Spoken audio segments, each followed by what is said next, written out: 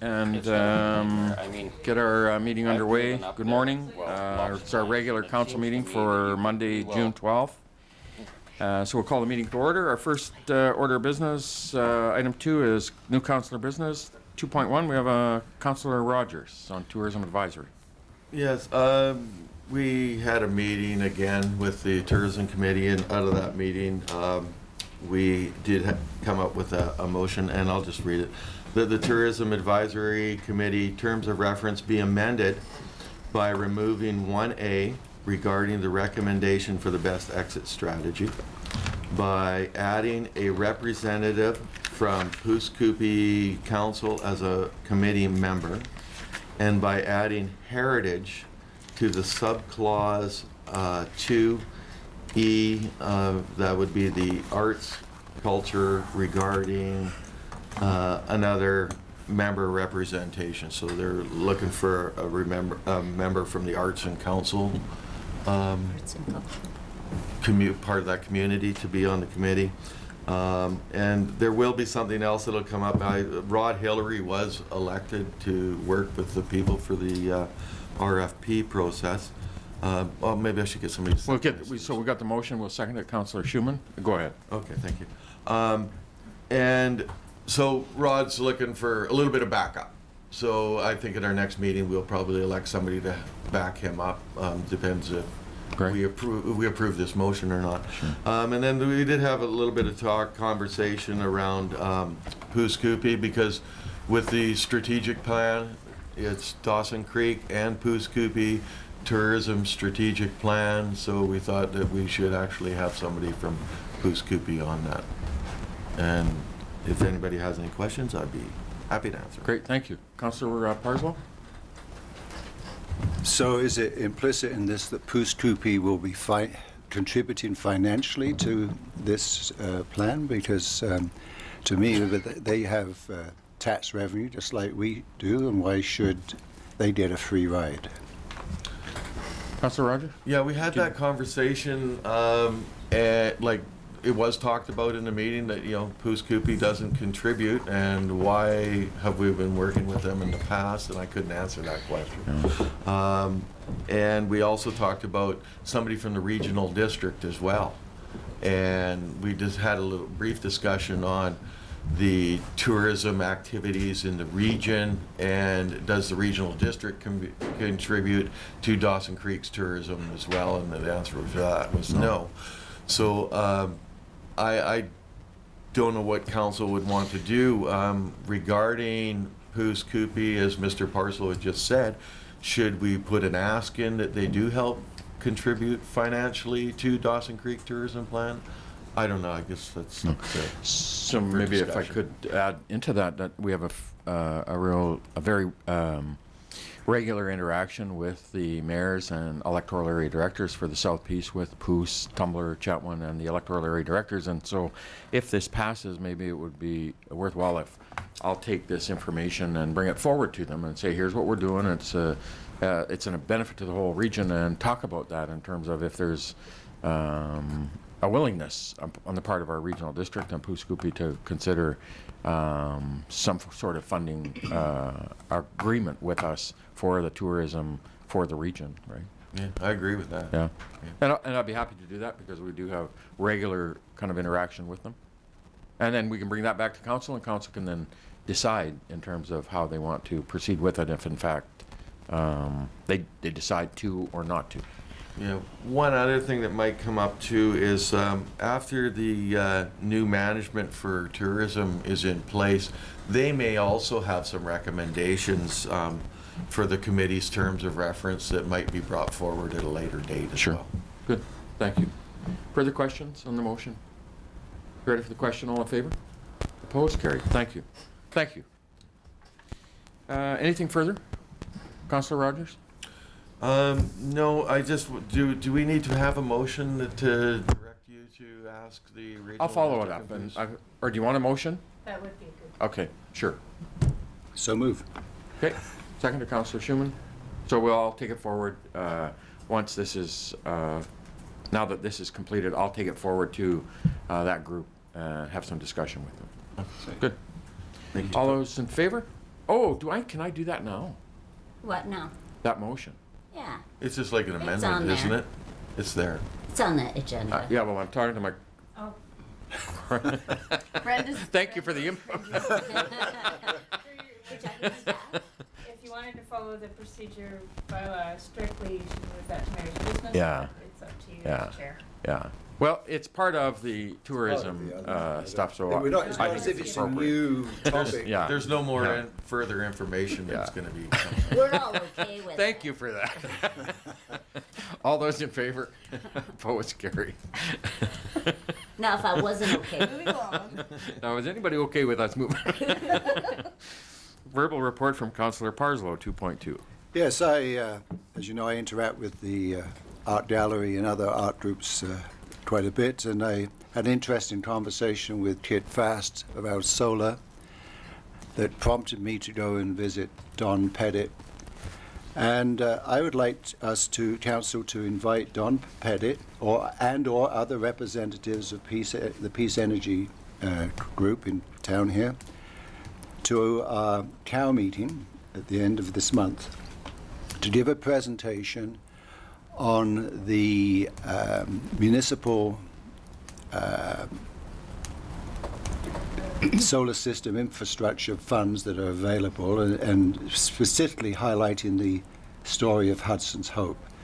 Because if councils, I'd like council to be aware, and the public through that public meeting, aware of what opportunities are there and how Hudson's Hope is going to be, once the system's installed, as soon as they switch the light, they're saving money. Yeah.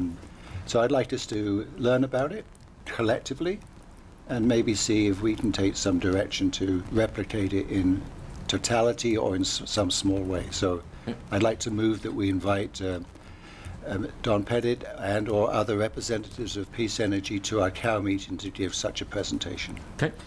Second to Councillor Schumann. Discussion? Councillor Rogers? I do recollect that I think it was Hudson Hope had got some funding for solar panels and stuff like that. And I think this is all part of the same project and stuff like that. Yeah. Anyways, Good. Okay, no, it's good. Any further questions? Ready for the question, all in favor? Opposed? Carried. So I Thank you. have some other. Yep, I'll say go ahead. I attended the Peace Liard juried art show, which very successful. The region is fortunate that we do have an art gallery in here in Dawson Creek that can accommodate such a large show. I think there's about 170 odd pieces of art that were displayed, and people who come continue to affirm, I guess, the beauty, the original concept of that art gallery. Very successful event, and I extended greetings from yourself and council to all the visiting people at that. Thank The other thing that I continue to keep abreast of things going on at Mile Zero Park, and as you attended the Louisiana Pacific barbecue, if I can call it that. We have a tremendous group of volunteers there who put in all sorts of hours, and work is continuing to with the splash park and Northern Health. People have been out there, and so there's engagement with the Rotary Lake, and there's been the museum, you know, this celebration of 150th, the provincial government gave a large amount of money to support the restoration of historical sites, and the about $150,000 of it. So we've got some facilities that have been restored. The blacksmith shop, the Wright hardware store. Is that the Wright Harper? The Harper. Hardware store. So people should go and see it. And we're working on, and I can say we are working on interactive displays using the funding that has been given to the Society from the South Peace Grain Association and from PV Mart. So we should have some interactive displays around the history of wheat in our area and water. And I think the Dawson Creek Watershed Society is going to be lending a bit of a professional hand there and all that. So it's all good stuff that's happening. So I just wanted to keep people abreast of that. Thank you. It's, when I was down there on Saturday, I was going to add a piece to that you take these, sometimes it's easy to take these things for granted that you have in your community that are operated and facilitated and managed by volunteers. And how would we be able to sustain them without the volunteer effort, the volunteer hours, the volunteer work that goes into it? And it would be such a different model if we were trying to do that on our own. And so it's a huge credit to these guys, these folks that continue to put it forward, right? Yeah. That continue to volunteer their time. Thank you for that. Anything further, Councillor No. Barzil? 2-3, we have a memo from Councillor Javetkov. So I'm making a motion here, so I'll read the motion, and then if we get a seconder, I can discuss it. I move that the City of Dawson Creek explore the opportunity of providing a refueling station in partnership with an existing card lock installation and begin a process to converting city equipment and vehicles to compressed natural gas. Thank you. So motion moved by Councillor Javetkov, seconded Councillor Parslow. Discussion. Go ahead. So my write-up is here. Everybody's seen it, I guess. It's on the agenda. But the main reasons that I'm bringing this up is that it's a support of a resource that our economy depends on, which I think is important. There's an opportunity for some cost savings over time. And if we initiate it and we become a catalyst to extend the conversions to other private industry. I know we've got some industry right now that operates on compressed natural gas, but they don't have any refueling here. They've either got private refueling outside of the city or in Grand Prairie. And one of the big opportunities, I think, is that it reduces carbon emissions. Compared to the fuel that we're using now, there's a reduction in carbon emissions, and I think there might be an opportunity there to leverage some benefits with the provincial government as far as carbon taxes and the fees that we pay for the emissions that we create. Thank you. Further discussion, Councillor Rogers? I just had a couple of questions. Was there not a compressed natural gas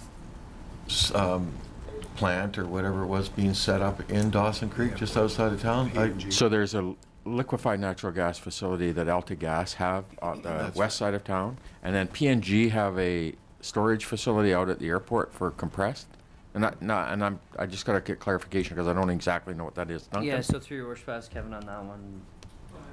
The PNG plant on the east. Yeah, so through your worship, the Pacific Northern Gas had a station out at the airport for a period of time where they were compressing it and then hauling it out to some remote locations, but they're no longer operating there.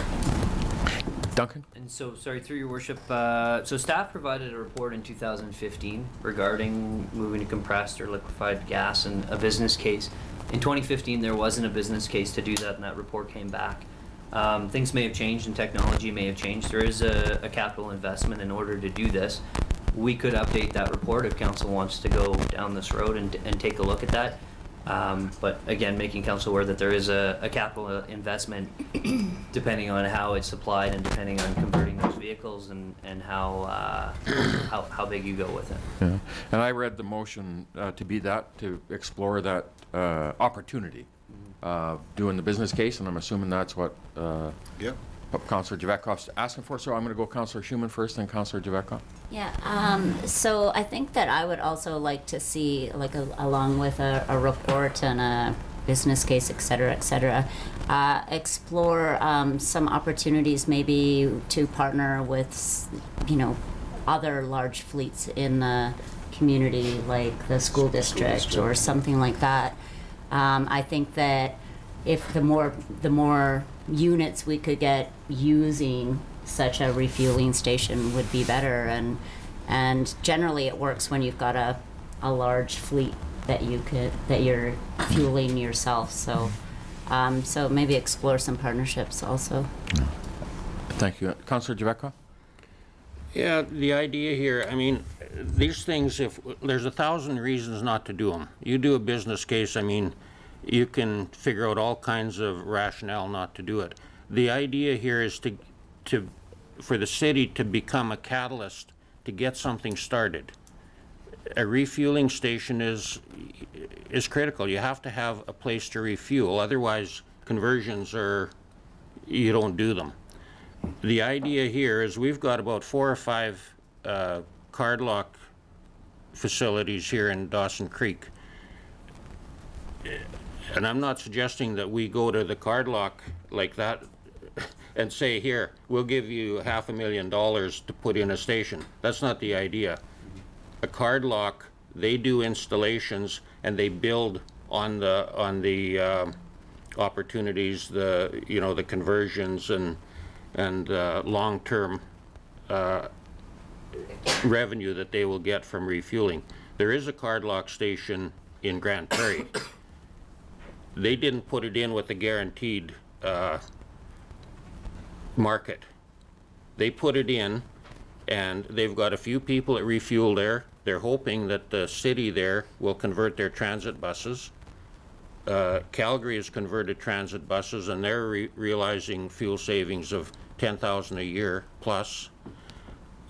There has to be some creativity. This isn't an idea where the city, bucks up with the money, like a lot of things we do.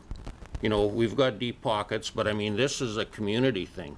The city could be a catalyst, committing to converting some of our own equipment and vehicles, to start the process rolling. You need somebody that's got a little bit of vision here to deal with these card locks. You can't go there as a bureaucrat and say, here, you guys do it, or it's got to be something that's explored. Sure. That's why I use that word. Good. Councillor Rogers? Yeah, we're talking about exploring, but just for clarity for me, like, taxis in Vancouver have been running on natural gas for I don't know how long, but I think there's, they're all electric. well, now they're switched to electric, but but the motion reads a refueling station in partnership with an existing card lock installation and begin a process of converting city equipment and vehicles to compressed natural gas. So that's, to me, says that this motion is going to direct staff to start converting vehicles to compressed natural gas. I think I understand the intent, but I just don't want to get and muddy it up a little bit. Okay. Councillor Jeveka? Yeah, it's Explore the opportunity. sort of a logical approach. If you have a refueling station, then we would start converting. If you don't have a refueling station, converting would be futile, But then unless you want to drive to Grande Prairie to refuel. Then shouldn't the motion be reading that we be looking into the possibilities of a refueling station versus starting to convert vehicles right away? I thought that- I just I want thought to make that- sure. I just want to make sure the direction goes to staff, like, because I read it and I go, let's start converting vehicles. I thought that was implicit in the way it's written, but Yeah, it's just for my clarity. like I didn't imply that we want to start converting first. Yeah. That's why I put explore the opportunities for partnerships first. But Thank you. Councillor Parslow. Parslow. Councillor Parslow. I'm watching these two go, so I just want to... It's not just us. The motion uses the word explore. We have to, staff has to chew on it for a while. I definitely think what Councillor Sheehan said about the Stool District, what with 50-odd buses, could be a major partner. We all have read concerns they have with the inadequate funding from government for transportation of issues in our dispersed school district, so I'm sure they'd be very interested in anything that not only improves possibly the environment but can save money as well. So I view it as an exploratory motion, Yeah. not a directive motion. Duncan?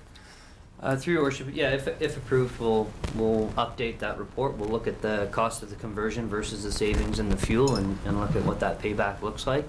And look at those opportunities. We'll also have to look at our franchise agreement with PNG and figure out how that fits into it, and we'll bring all of that back for council's review. Okay. Councillor Javeco? Yeah, I think this is, to me, it's more of a, almost an economic development issue.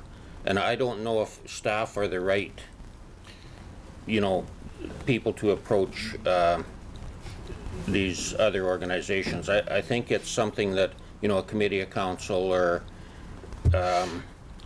Actually, as this discussion's going on and as Duncan's doing this stuff, I have some ideas as well in terms of exactly that, in terms of the economic development with industry and heavy industry and all of that, and maybe explore that with some of our partners in the region that are operating. And so Duncan, I'll have some conversation with Duncan exactly on that point to be able to look at.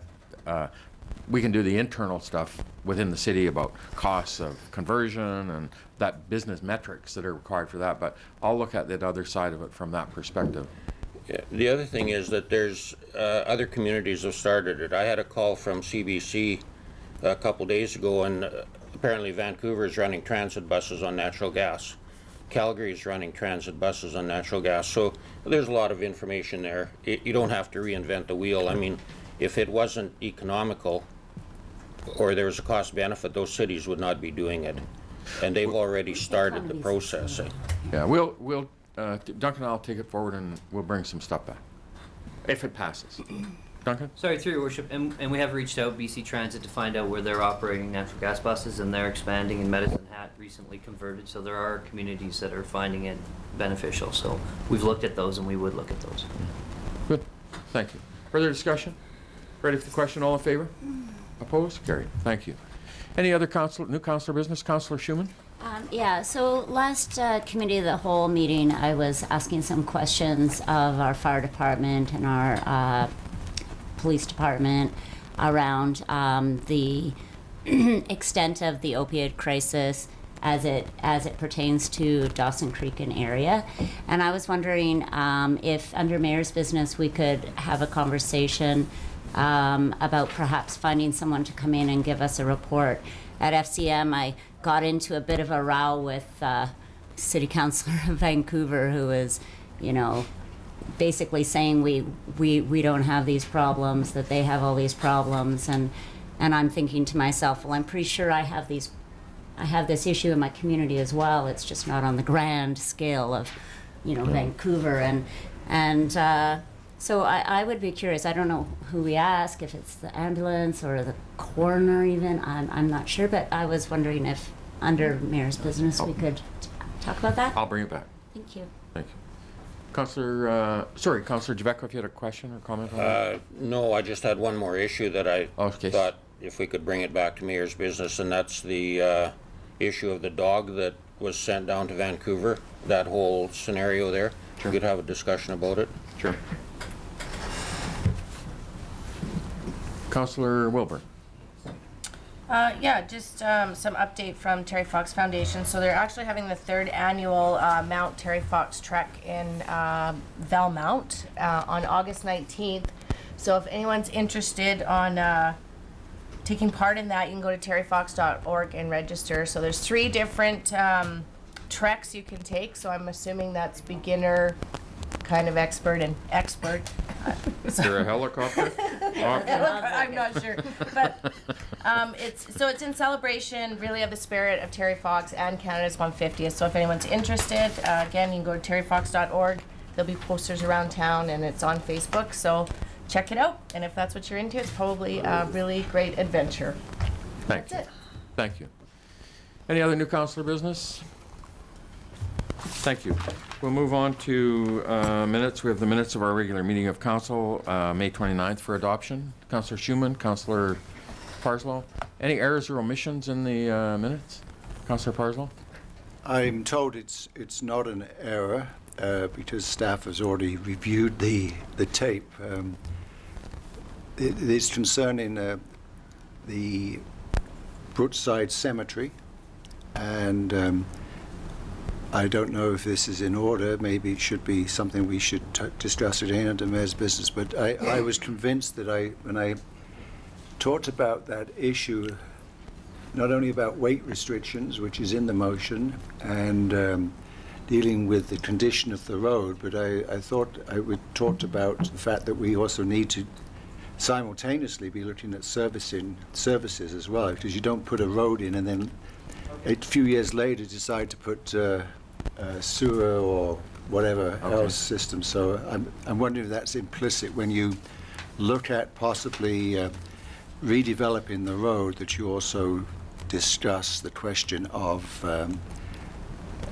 services down that area as well. So yeah, I haven't looked at I haven't reviewed it, but my recollection of that discussion is we're going to do the maintenance. Administration said they're going to get in, get the road maintained appropriately, and we'll include it for our 2018 capital budget for the complete rebuild. And I think administration said in order to do it, it means completely excavating. I don't recall us having any specific discussion about services, but I'm assuming that administration would bring that back to us through that. Duncan? So through your worship, in some discussion with Kevin after our meeting, there'll be a couple options for council there as far as how far you pave. Do you pave to the cemetery? So we'll be looking at services and everything. Sure. As we Good. go through. Okay.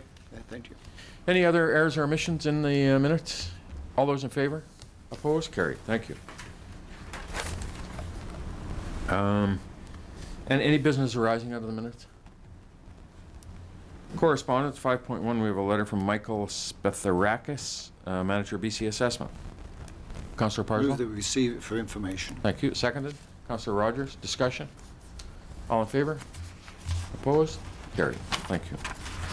5.2, we have, you know what, we're so close to our 9 o'clock delegation. I want to leave this one till after delegations, because I suspect there could be some discussion in there, and in fairness to them. So our delegations at 9 o'clock, and our first 6.1, we have Greg Apollino, Mama Linda Winfield, and Jeanette from the Kalihi South Peace in attendance regarding the Filipino Independence Day proclamation.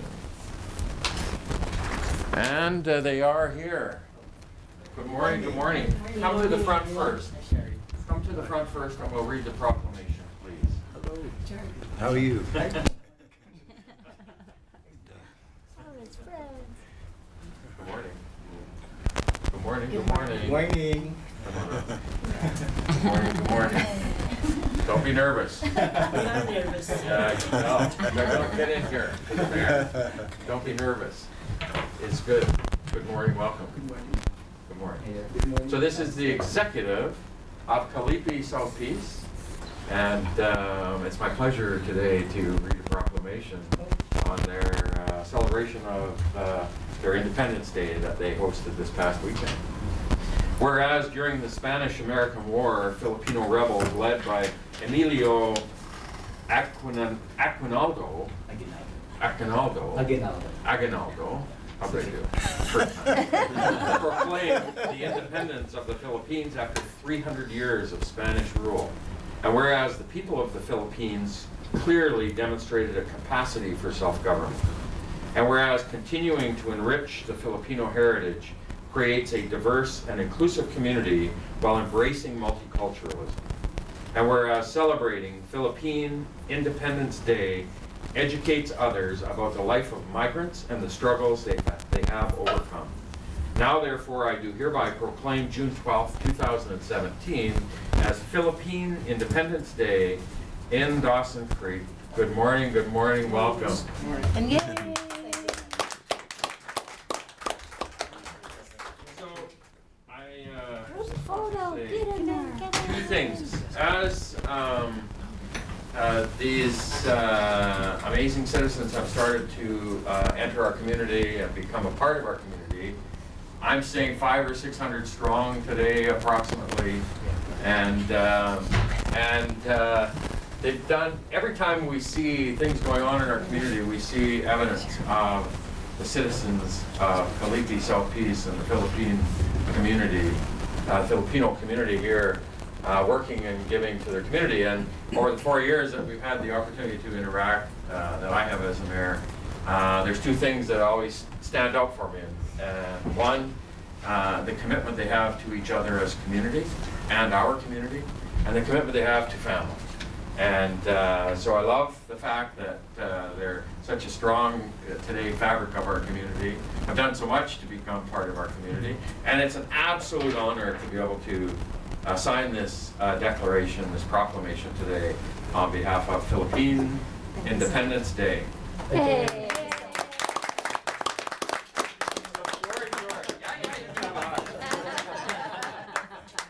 So now the floor is yours if you're happy to do it there or here, whatever you prefer. I think we should do it here so everybody knows who we are. We are so proud to be Canadians as well. We are so proud to be Filipinos. We are all over the world doing what we do best.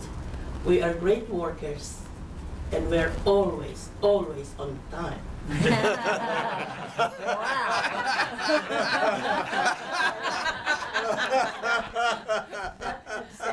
That is our quality. We are not very much into politics. As you know, the world, global news, it's always like that. It's way back in the Philippines. But here in Dawson Creek, we love Dawson Creek. We love all the mayors that I've seen and helped and things like that. But I also love the citizens, the seniors and the citizens, because I'm a senior now.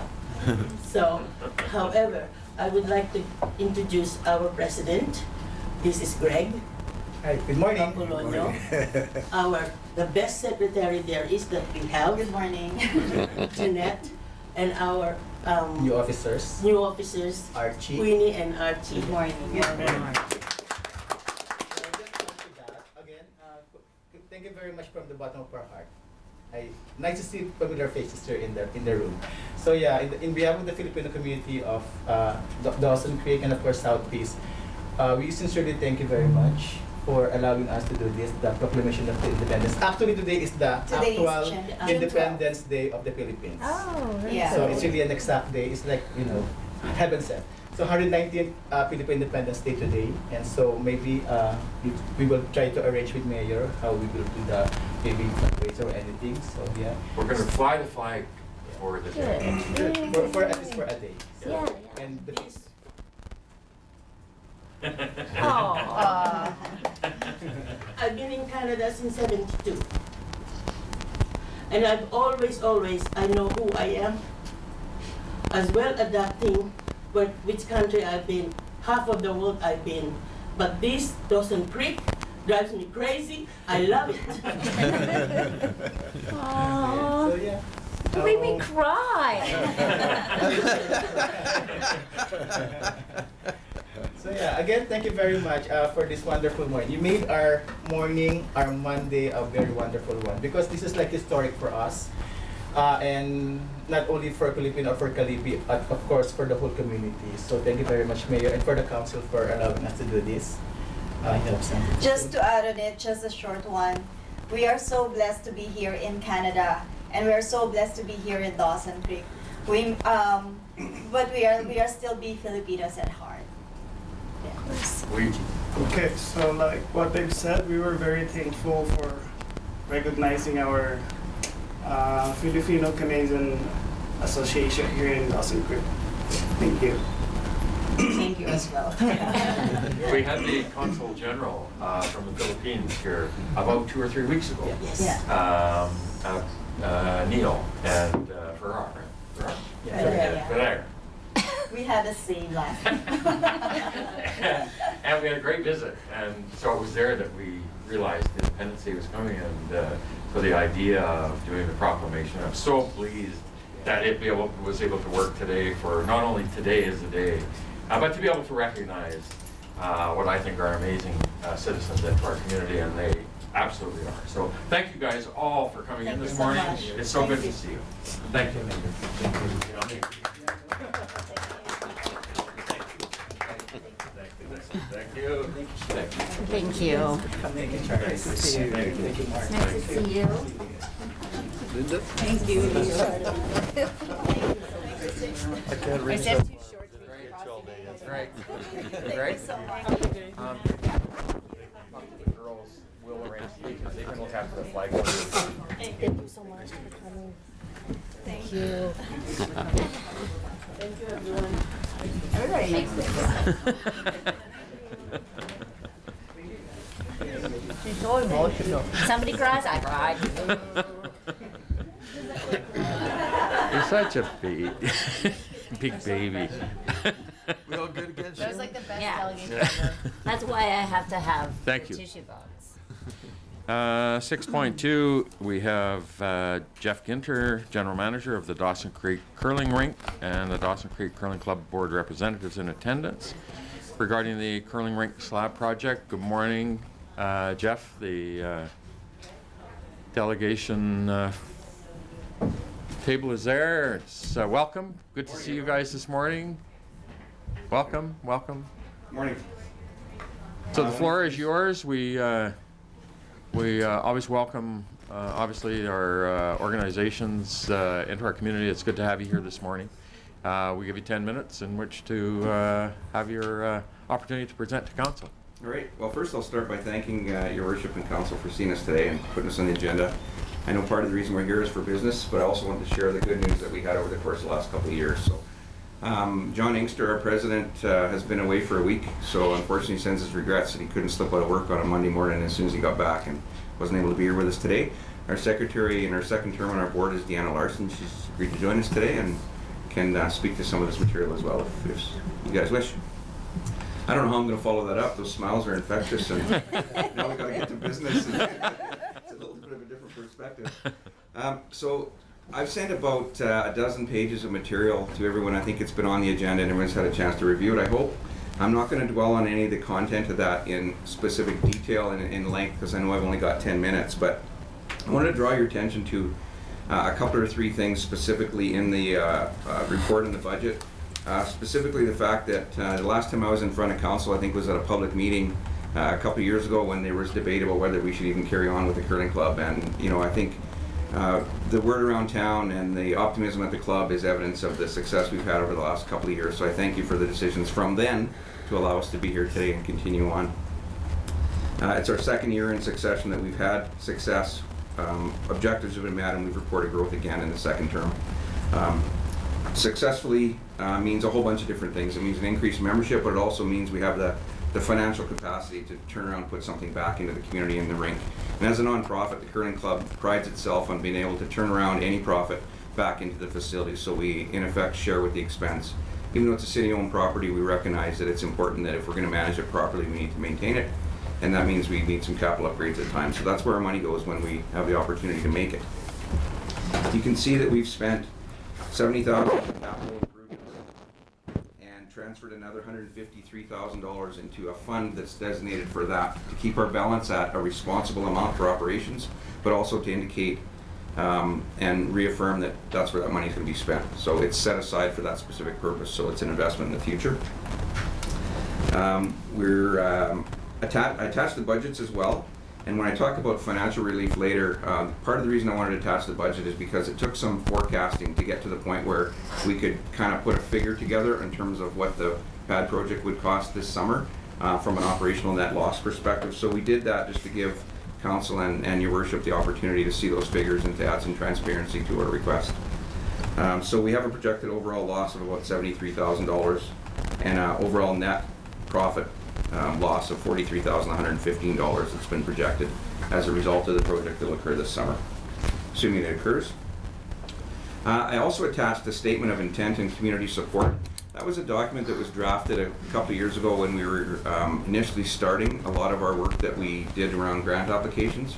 A lot of the grant funders like to see that type of language and see what the club has in terms of an overall purpose.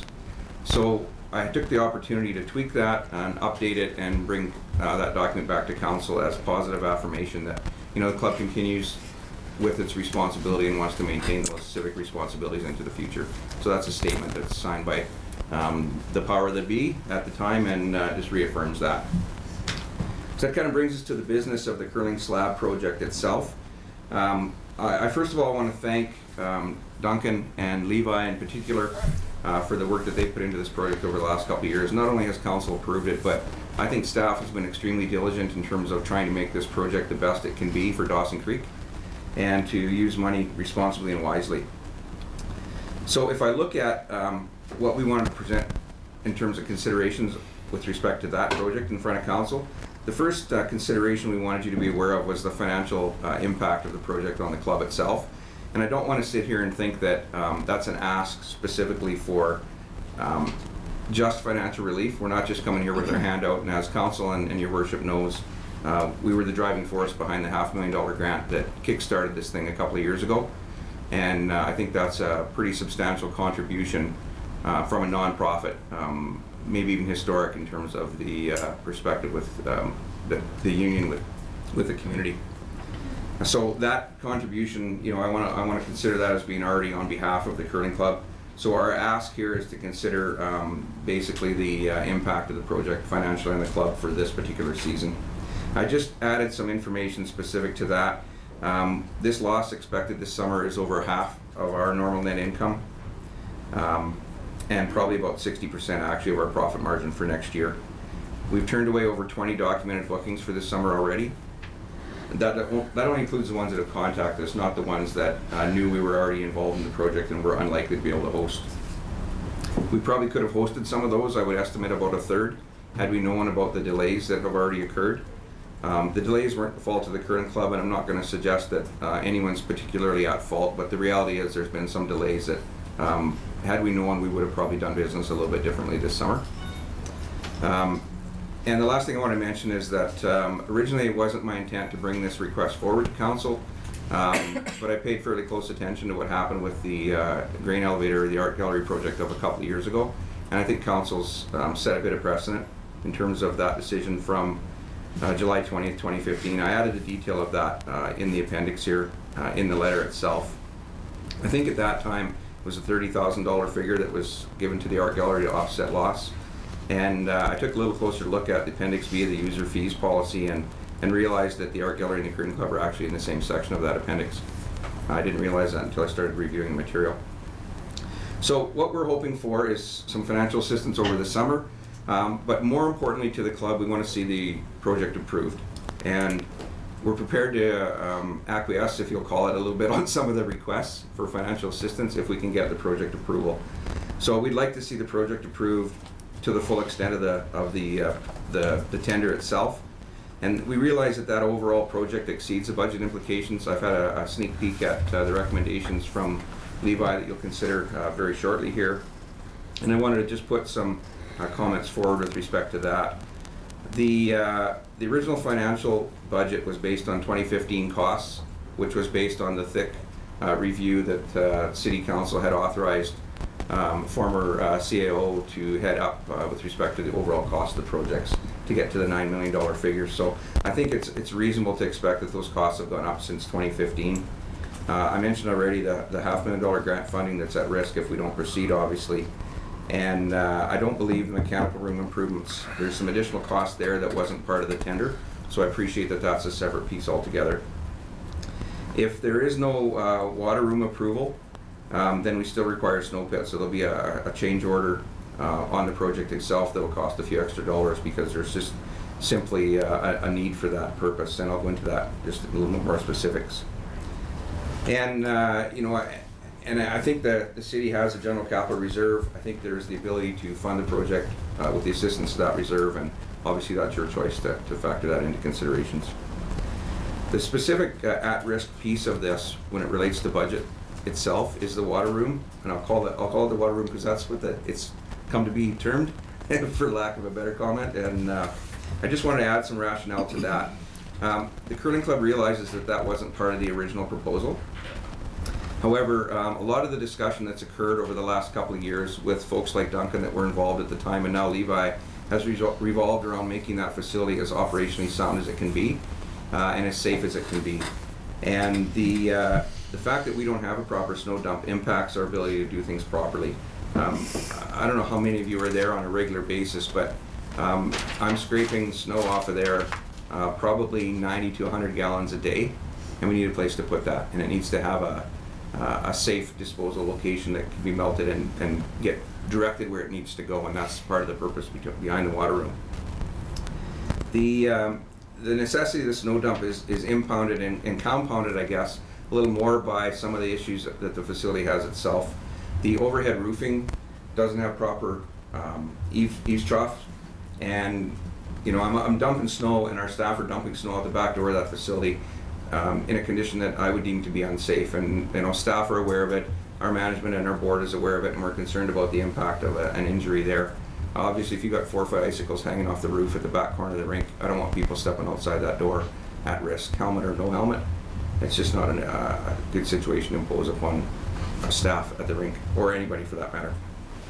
So I think there's a significant risk there, and that was compounded and demonstrated a bit last year by a full chain link fence around the new chiller unit outside being completely destroyed when the snow did dump during one of the periods last year. It demolished that fence, and I don't even know what the impact financially was, but had someone been standing there, it would have been catastrophic. It's also a significant improvement for us at our end of season when we do the ice pad cleanup and the removal at the end of the year. We need a place to put the water and to put things to deal with it properly, not just from an environmental perspective, but also from the cleanliness piece. Right now we have water outside. We have half of our storage tanks for water are inside the building and half are outside. The fact that I can only use the outside storage tanks when there's frost-free conditions really impacts our ability to flood our full capacity, to flood the full 8 sheets during the winter. I can't do that under the current structure the way it is. We can only use the outside tanks and tie them in. We've got valves that separate them, and we can only tie them in during the time when we're doing initial floods in the fall. Originally they were designed to be inside, but we realized after we bought them that the floor wouldn't take the weight, so that was one of the reasons why we had to move them outside where they were. One more minute, The only Jeff. other thing I wanted to mention was... Jeff, one more minute. Sorry, okay. So I'm going to move right to the options then. Basically, we look at the options as threefold. At bare minimum, the club asks you to replace the slab as per design and not include the water room, but do that before September 30th. I think that's the tender. We'd like a change order added for the snow dump if that's a potential decision. Option B is our preference, and that's to complete option A, which is the slab and complete the water room immediately after the slab's done. So we're prepared to let the water room wait until the slab is done completely so we don't impact the curling season this fall. If council decides to do that, then we'll withdraw the request for the summer financial relief assistance. Consider that a contribution, if you will, additionally in addition to the $500,000.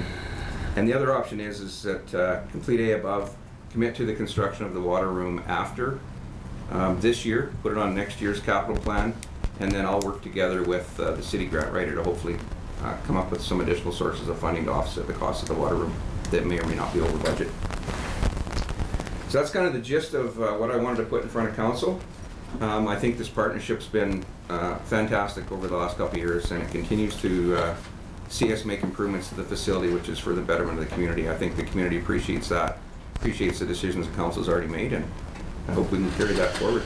Thank you. And so I'm going to, at first I want to thank you guys for coming in this morning to give us a bit of an update on the operations as well as these capital plans.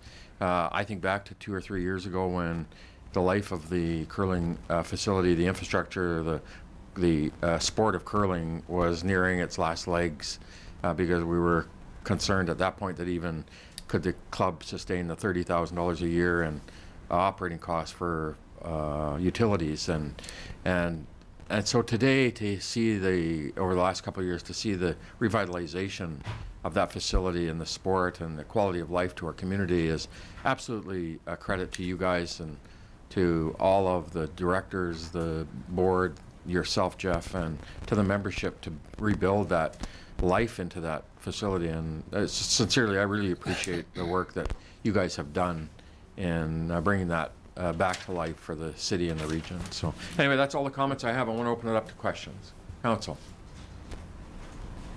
Councillor Parslow? Yeah. First of all, the curling club has set a benchmark here in presentations. I thank you for a detailed presentation. I wish we got it from. It was the norm in the community. So well done, and congratulations on the season you just had.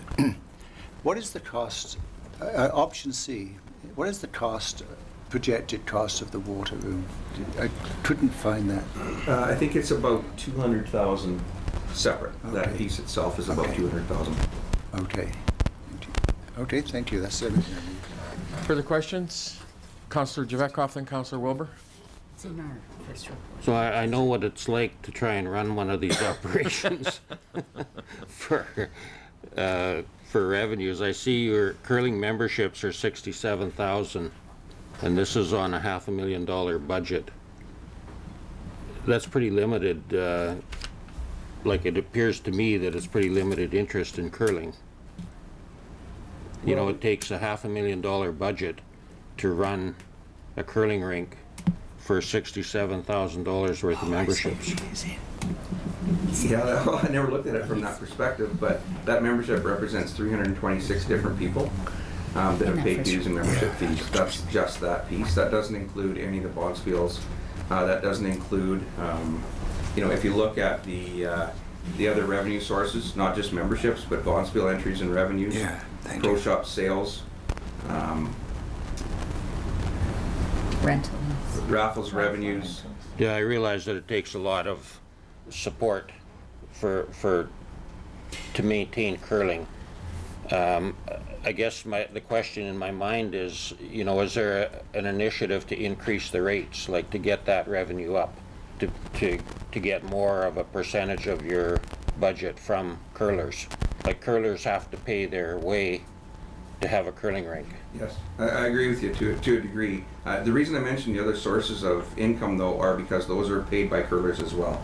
So I'll give you an example. You know, Deanna will be a member. She'll curl once or twice a week, but she also pays fees. In addition to that, when she comes to bonspiel, she also pays costs of things like pro shop supplies, and, you know, has a beverage in the lounge or food in the concession that would offer sources of revenue from curlers. So when you look that brings up another question then. The concession revenue was $600 and some, 658, and the expenses were 800 and something. Yeah, the actual concession revenue was done differently this year. That's why that number's low, because we leased the concession this year. I thought they got a subsidy in the food that they got from the concession. Right, but that's come through a different term. So the leasee in the concession this year would pay a lease fee to the club, which is shown in the rental revenue column in this particular case. So it's captured, it's just in a different line item because we did business a little differently this year compared to last year. Last year our total was about 11,000 in that column. Okay, so my last question is on utilities. When we passed a motion here, I think a couple years ago, to cover the utilities, they were around 30,000 or 32,000. Yeah. And now they're 56. Is that 1 year's utilities? No, actually that 56 is not just utilities.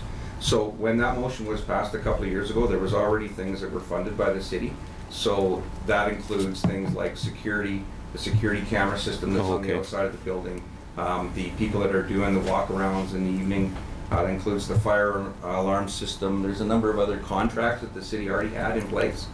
This figure now includes all of it. So what I did to get this figure was actually contact people from the finance department in the city here, because I wanted our people as well to recognize how important the contributions the city already makes are, and I wanted to have that full package, not just the utilities. Okay, so that's not actual money that goes into your account? No. It's a benefit, like an in-kind benefit? Yeah, these are actually, and you'll see an offsetting expense actually down below that's for exactly the same.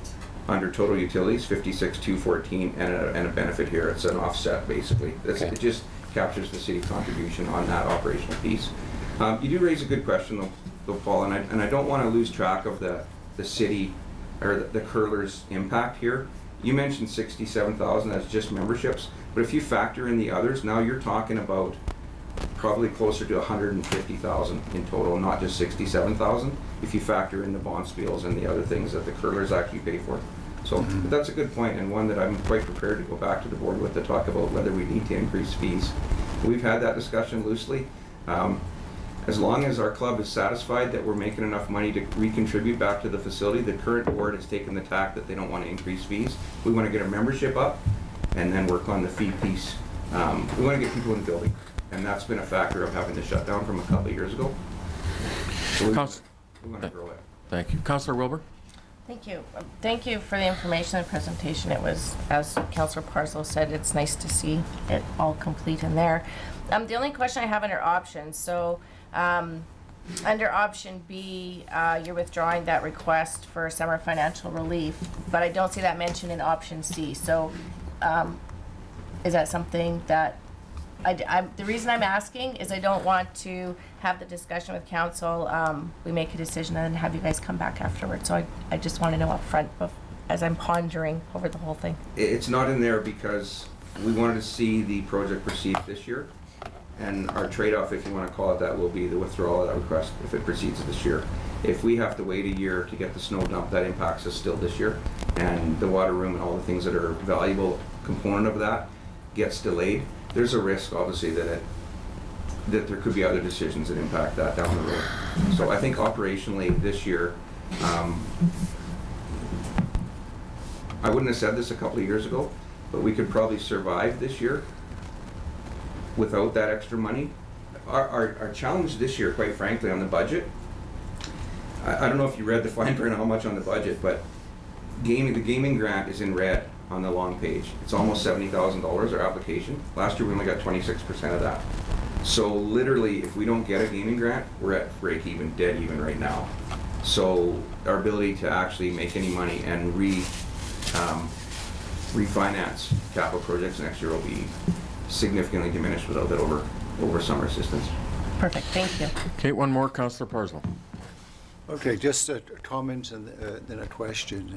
You've made reference to the art gallery. You need to know, from my perspective, there's a fundamental difference between a operation that receives a fee for service for operating an art gallery for the city and the curling club. And that the project for the art gallery was initiated by the city because of very needed repairs to maintain the facility. This project was initiated by the curling club through an application of a grant. And from the city's perspective, we would not have initiated this for many years based upon the recommendation of our engineer. Notwithstanding what I've just said, have you considered an option that includes the application of your capital reserve to this water component that is in question right now? It hasn't been put in front of the board in that way. I think that decision will depend a lot on yours here. You know, today, if the water room gets nixed, it's a shelf-ready project that perhaps we pursue through different means. The challenge there is we've got a lot of other projects on the list as well. So, Thank you. So, Councillor Rogers, I'll give you one last, and then we're I out of appreciate time. that, thank you. I really did appreciate your report that I got. There's a lot of other groups in the community that utilize city's facilities that don't give us half the detail that you guys gave us. Actually, we should get much. One question I had was, so the events that you put on during the summer and stuff like that, there's absolutely no way, or like, are you actually utilizing the upstairs? Because this is just the slab downstairs. we had that conversation. Staff direction at the time and the agreement that we made with them was that we couldn't chance the impact. We couldn't necessarily guarantee that there wouldn't be a diesel fume or a noise distraction for an event. And if you think about it, you know how brides and mothers-in-law want weddings to be perfect?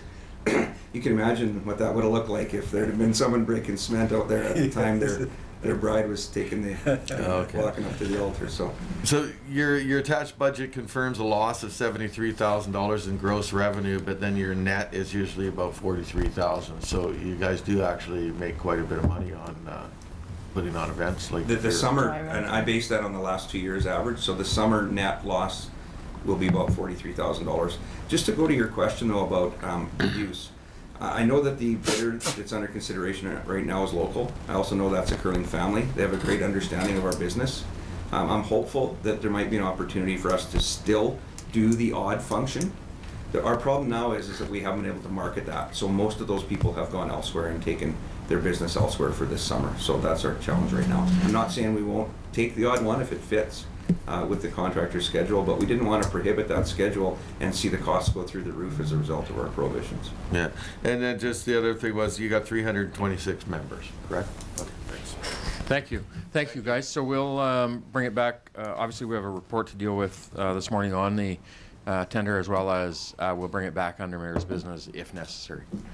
Thank you, guys. Appreciate it. And now we'll take a 7-minute break, or a 6-minute break potentially. Agenda, and call ourselves back to order. And our next item of business, we left off under correspondence, was 5.2. We have a letter from Carolyn Hodema in regards to the Dawson Creek Seal Swim Club with a request. It's loading.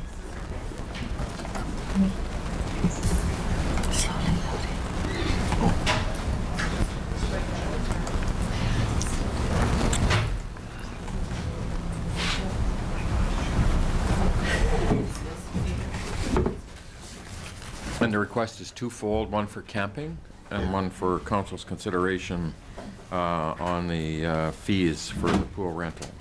Councillor Rogers. So. I'd move the camping, but I wouldn't, I'm not in favor of reducing the fees. So moved that we Allow approve camping. camping. Yeah. Seconded. Councillor Javetkov, discussion. Councillor Wilbur. I just have a question too. Wasn't there a request regarding using the foyer or something of the pool for case of inclement inclement weather? weather. Yeah. Isn't that also part of the request? Duncan. So through your worship, that request came in later, so everything other than the reduction in fee is a typical request we receive from the group and has typically been approved by council with the camping and the foyer in the rain and some picnic tables and garbages. The fee is a new request. Thank you. So Councillor. I'm just wondering if they want to amend the motion to include as was and not the fee. Yeah, well, everything that we've done in the past except for the fees. Okay. Okay. I'm fine with that. Further discussion? You ready for the question? All in favor? Opposed? Carried. Thank you. We'll now move into reports. Report 7.1. We have report number 17067 from the Parks and Facilities Manager regarding the curling rink slab update and replacement project.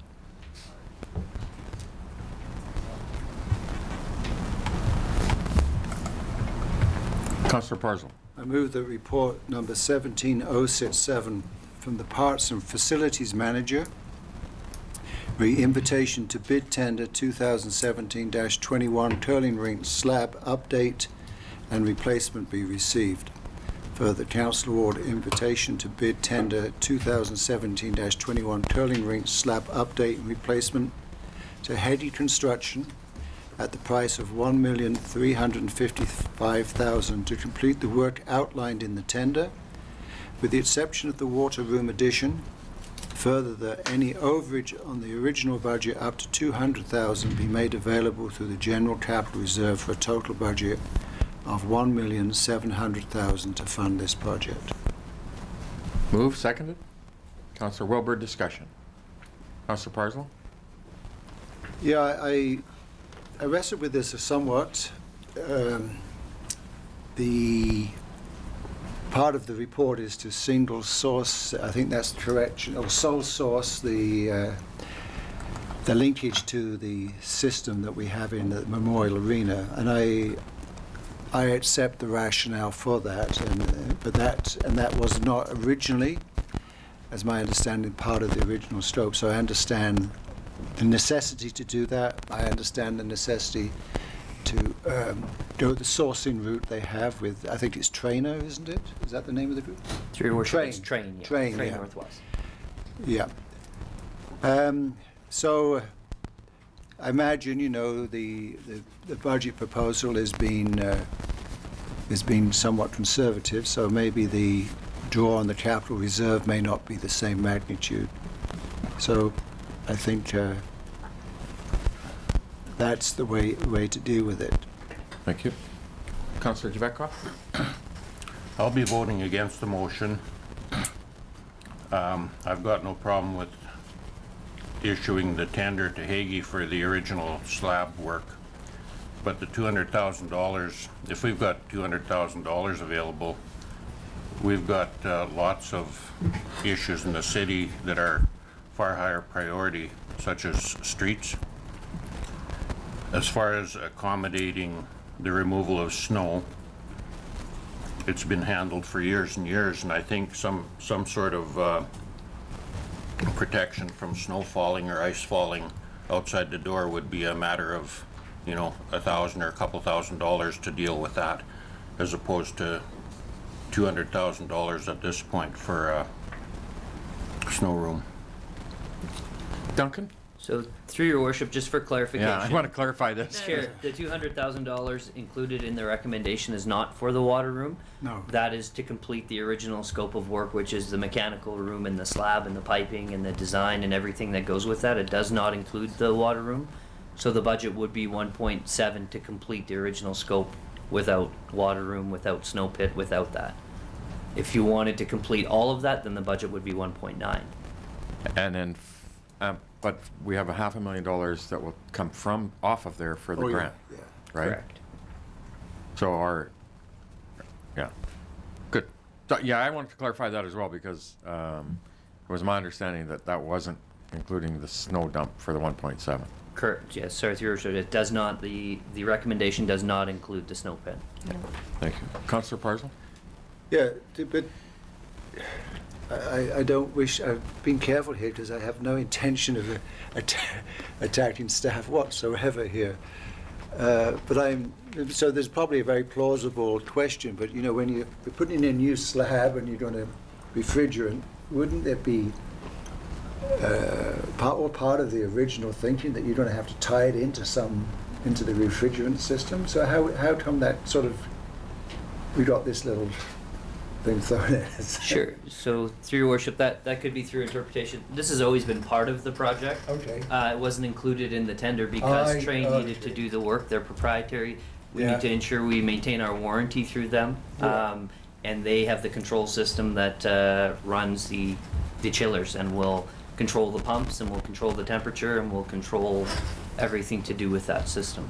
So can I just, Yep, go ahead. so then the original intent, that was always there, so the quote came in a little higher than you, from the point of view of doing the slab, a little higher than was anticipated.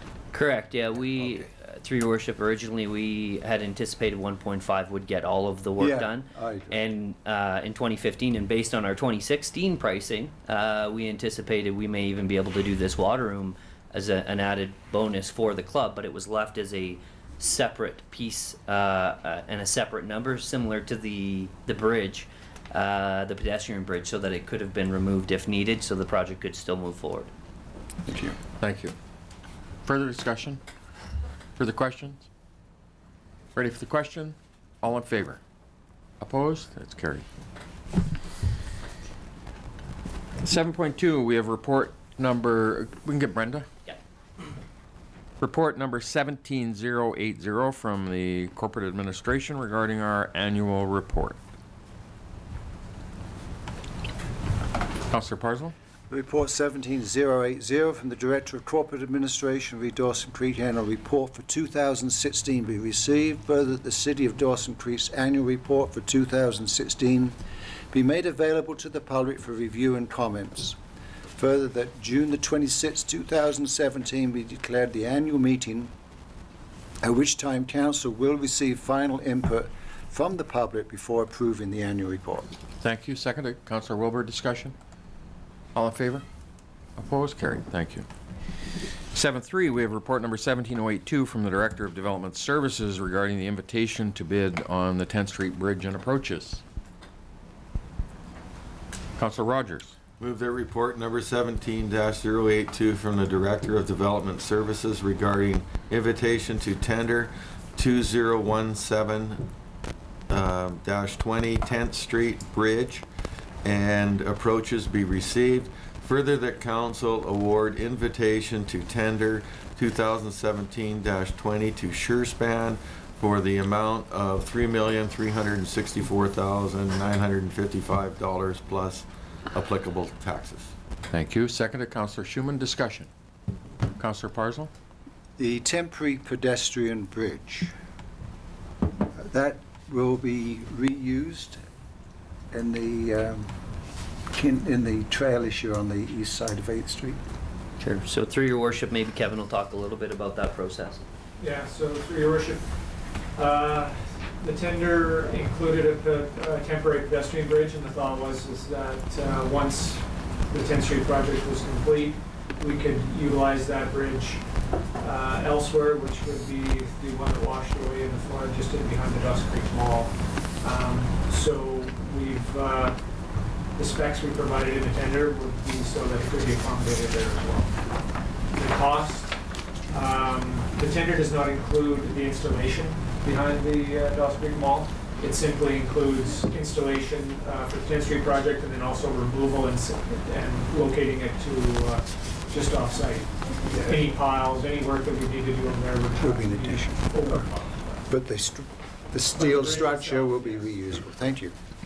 And that walking bridge is an insured bit of infrastructure, and so we could apply for the costs up to the policy and negotiate with the insurer for that contribution towards that then?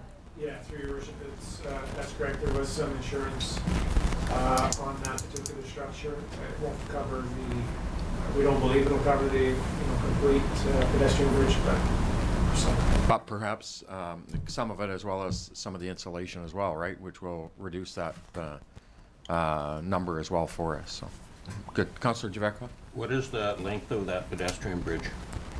Jeez. I want to say, I'm going off memory now for a bit, but I believe it's just over 20 meters, from what I recall. I don't have it in front of me. Good. Further discussion on the motion? Ready for the question? All in favor? Opposed? Carried. Thank you. 7.4, we have report 17092 from the Director of Community Services regarding the City of Dawson Creek Child Care Programs. Councillor Javekla?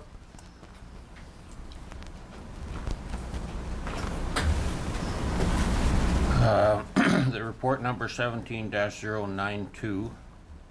Am I on the right place? Yep. Yep.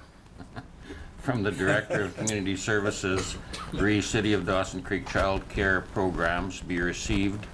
Further, that the summer fund program be canceled based on lack of registration and revenue generation as proposed in a 100% cost recovery model. Further, that council cancel the out-of-school care programs at Canalta and Tremblay schools based on the unsuccessful uptake of the summer fund program. Seconded, Councillor Rogers. Discussion.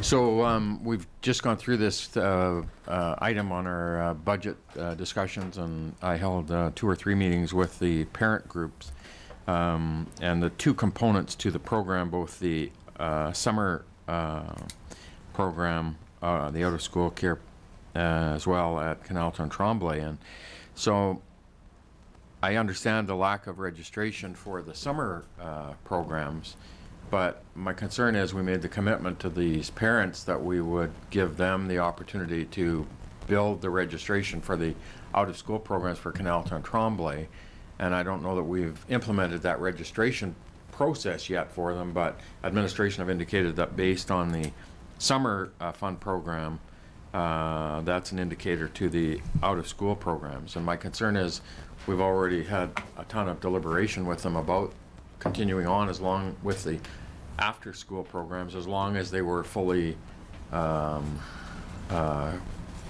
contributed to by participation. And my worry now is we've had the deliberations, we've had the engagements with the parents, said we would continue with the programs as long as they were fully funded, and I need administration to tell me, is it if we cut off, we haven't had any registration at all for the after-school programs yet. Duncan? So through your worship, the only program that's been advertised is the summer fund program. Council's direction was 100% cost recovery on the child minding programs. Yeah. We didn't achieve it in the summer fund program. In fact, we were considerably less than in previous years. Usually that subscription, the summer fund program is typically less subsidized than the after school program. This recommendation is based on the numbers we received for the summer fund program, but in addition, the fact that we're substantially undersubscribed, where we typically have more. We're not certain if that's because of the increase in price or the uncertainty around the program. There was a very robust communication plan, and that was included in the report. We've reached out, but we have not advertised the after-school program. We have some people that have inquired about it. The only other piece I'll add is since writing this report, we've also found out that the adjacent school, the private school next to Canalta, has opened up an after-school care program. I'll just add that as well. Yeah, I guess when's the kind of the drop dead date that we would have to have in order to say we're not doing this program because we don't have registration? Like I'm not sure that the parents even know that they can register for that after school program yet, and we're canceling it, that we just approved it a month ago. So through your worship, if council wanted to approach the after school program the same as the summer fund, our recommendation would be that would close somewhere prior to that July 17th meeting. So council could make that decision to run it or not to run it. That would give parents enough time. Because there's only one meeting in August, it's later in the month, and so that might leave it a little late. So we could put that out there now if council wanted to go down that road. Like, I'm good canceling the summer program in my view. We haven't got the registration. We said we weren't gonna, if they were gonna be subsidized, we're not paying them. I understand that, but I guess connecting the two is where we made the commitment to them that we would do it through the budget process as long as they were fully contributed to, and there wasn't a subsidy attached to this city. So, Councillor Parslow? I'd like to move amendment to the motion then. Yeah. I would like to amend the motion by deleting the words on the penultimate line after the word further. So that what I'm deleting would be that council cancel the out-of-school care programs at Canalta and Tremblay School based on the unsuccessful update of the summer fund program. That's what you're deleting? That's what I'm deleting. So in other words, we cancel. So the intent, subject to staff's input here, is that we cancel the summer, and then I'm going to make a motion based upon what staff has just said about the cut-off date for registration for the out-of-school care programs be set at July the 17th. And we thoroughly advertise it, because I think we're just asking for being bit in the rear end here if we don't explicitly get a good advertisement around the school year after school program. So. Honestly, I'm good with even an amendment that if we said and that council cancel the out-of-school programs unless they achieve sufficient registration by July 17th to ensure there's no subsidy. And then that way we give administration the opportunity to seek registration from folks. Sure. And if we don't get it by July 17th meeting, then we cancel that program as the motion was provided. Can I change my amendment to what you just said? Okay. So the amendment, second to Councillor Schumann. Administration, you want to speak? Yes, please. Through your worship, Barry, you have something? Through your worship, just so council is aware of how those timelines and where we are even today of making decisions. Leaving it till July 17th certainly puts additional pressure on parents to make any arrangements if it is canceled at that time, but also puts some additional hardship on our current staff. Our current staff already will be serving if we do the layoff of the summer cancel program summer fund. Our staff will be laid off as of June the 30th. And we were already meeting with to provide union information. There will be layoff notices within that. And there are a number of financial implications by leaving it to that date. And the last thing I would say is the data, even currently under the subsidized program to date, we are down additional numbers. We still have room in Canalta for 2 in the after-school program that's subsidized. The after-school and 5 before school starts. And at Tremblay, we currently have 6 to 7 spaces available at subsidized rate. So I just want to be aware of those. And as those dates go by, what we tend to be seeing is parents are already seeking additional childcare based on the delay of the notification. Leaving it typically till the end of July is tight. And as well, our partnerships with the schools are starting to look for that space and utilization of it. The commitment we made to the parents was that we would have this registration, and if their registration dropped, we would raise the rates that they would charge it so it wasn't subsidized. So it didn't matter how many numbers we had. They would pay, and the parents agreed to that they would pay the fee. If there was 6 of them, they would pay the fee to keep it as a unsubsidized program. So I guess that's my kind of dilemma. I spent a month and a half during our budget deliberations meeting with the parents. We brought that through, and now 3 weeks later after we've approved the budget, 4 weeks later after we've approved the budget that we committed to it, we're saying we're going to cancel it. And I guess that's just my concern. Is we had a engagement with the public. They said they would keep it unsubsidized. They would pay the fees to keep it unsubsidized. If there was 10 of them or 8 of them or whatever the number, they would pay the fee to keep it unsubsidized. That was the commitment we got from them. If they're not willing to do that, but I don't know, we've had that conversation. That's my worry. Councillor Duncan, you want to say something, and then Councillor Javette? Sure. So through your worship, if we could move that date just to the Friday before the meeting, and then we could add that as mayor's business on July 17th, because we won't have time to write a report for that meeting as Sure. far as closing date. Sure. Whatever date works for you guys, I Yeah. guess. Councillor Javette? Information we didn't have at that last meeting was that there's a private service provider stepped up, which is the Christian school. So that's new information. Now, like, I don't see the city competing with a private service. I don't think that's prudent. I think we need to step back and allow people and allow that Christian school to develop their service. If we're competing with them, they're at a disadvantage. We both may be unable to provide the service. If we back out now and say, okay, new information, this service is available at this other school now, so, you know, that's where we think they'll probably provide the service cheaper than we would. So I guess, like, you know, it's the same old scenario. If you're providing a service, people will still expect it until you step back and say that's it. Then that gives the opportunity for private operations to provide a service and develop it from the ground up. My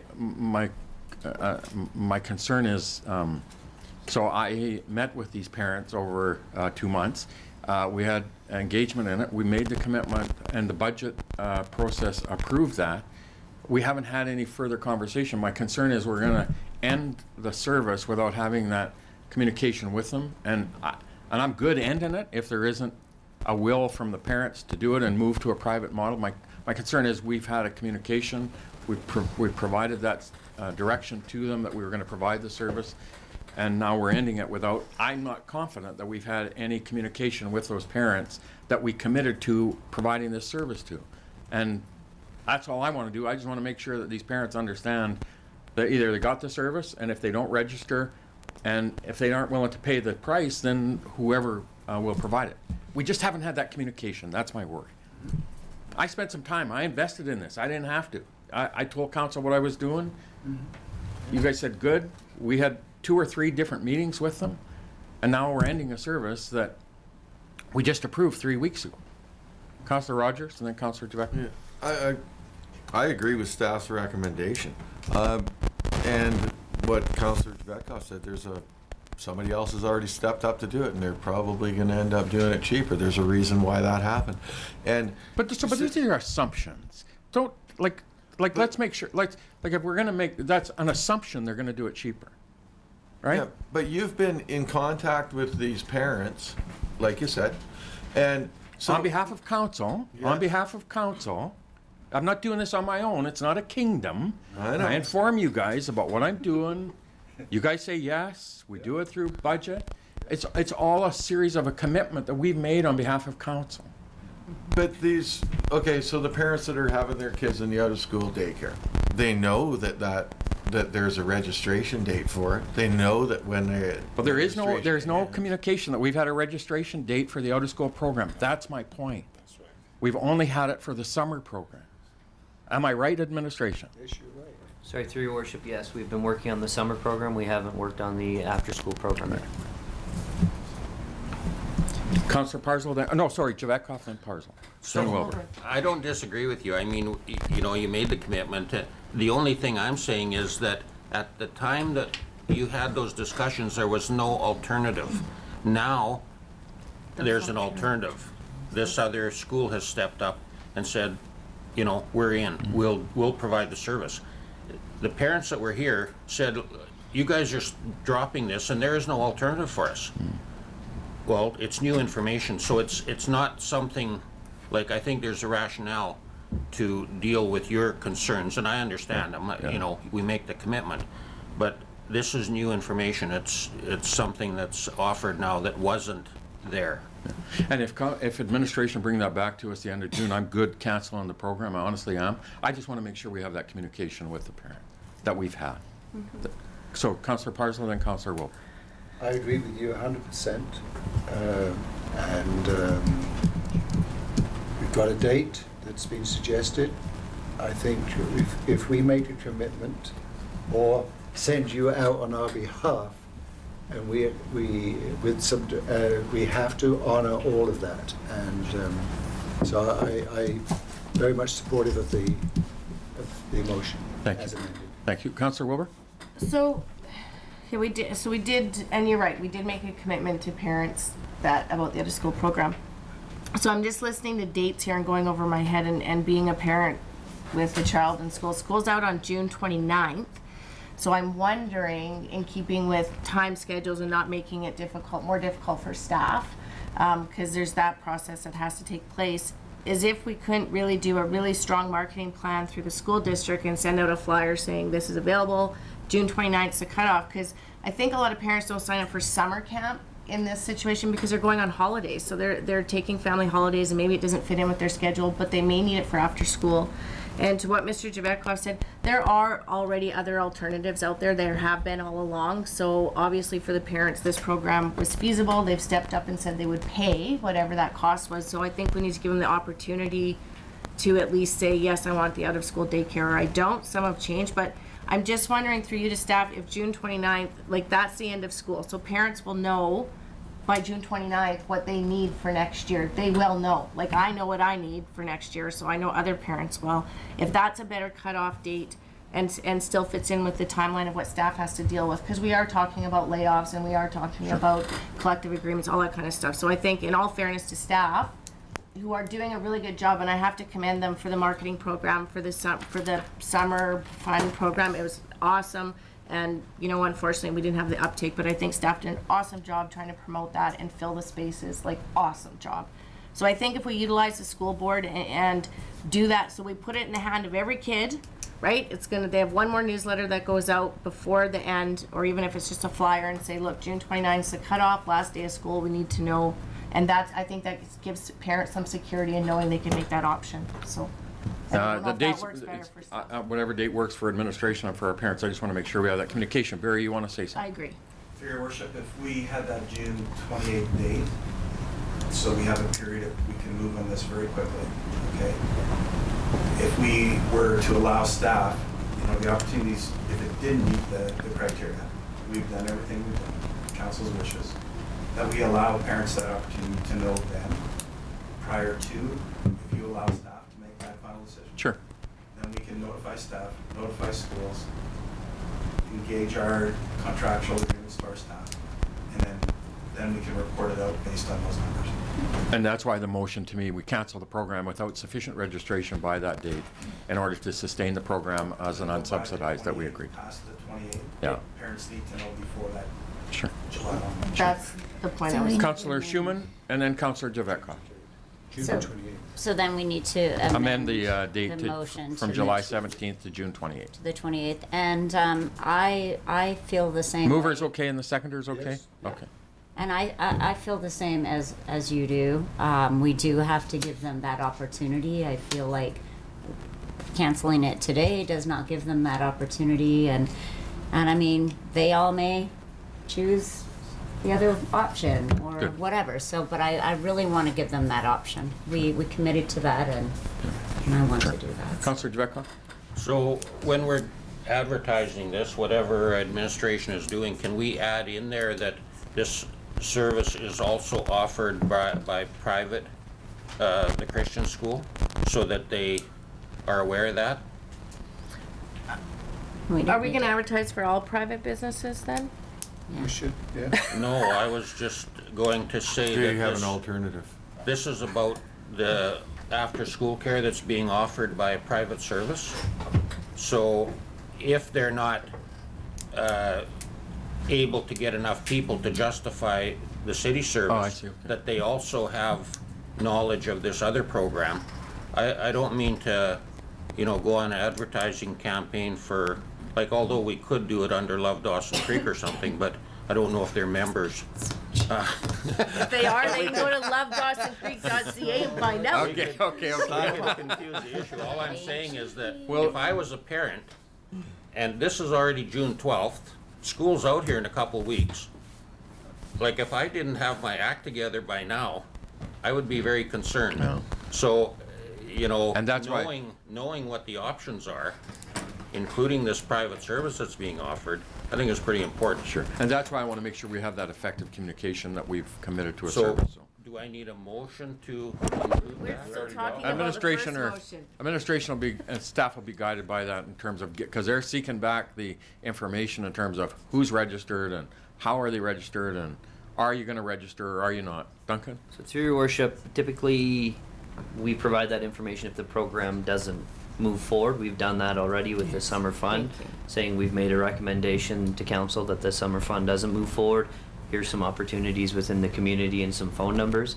We could do something similar. Normally, we wouldn't put that information out there at the same time as advertising our own program. And that It'll be after. that'd be good. Good. Cheryl, or And- Councillor Schumann and then Councillor Willer. And that's exactly what I was going to say we should do. If the program fails, if we don't get that registration, to the ones that did register and did step up to participate in our programs, here's some other options. Okay. Thank you. One more, Councillor Wilbur. It's the other, so I don't want to just say there's one, because we Yeah. do have Yeah. Kiwanis, we have, so at least There's a give 3 number. or 4 options. We have private facilities. Thank you. So are we competing with all of those organizations? Yes. The city? Yes, we are. Are you ready for the question on the amendment? Yes. All those in favor? Opposed? Carried. And on the main motion that we cancel the summer program, on the main motion, all in favor? Opposed? It's carried. You're opposed? You want it recorded? You don't want us to cancel? Yeah, I'm opposed. Okay. I wanted, You I agree wanted- with staff's recommendation. Okay. Thank you. Next I thought you item, didn't we're want on to item cancel. 7.5. We have report number 17093 from the Deputy Chief Financial Officer regarding our scheduled financial information report for 2016.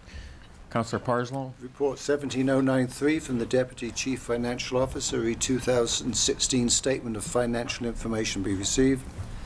Further, that Council approve the City of Dawson Creek 2016 Statement of Financial Information as presented.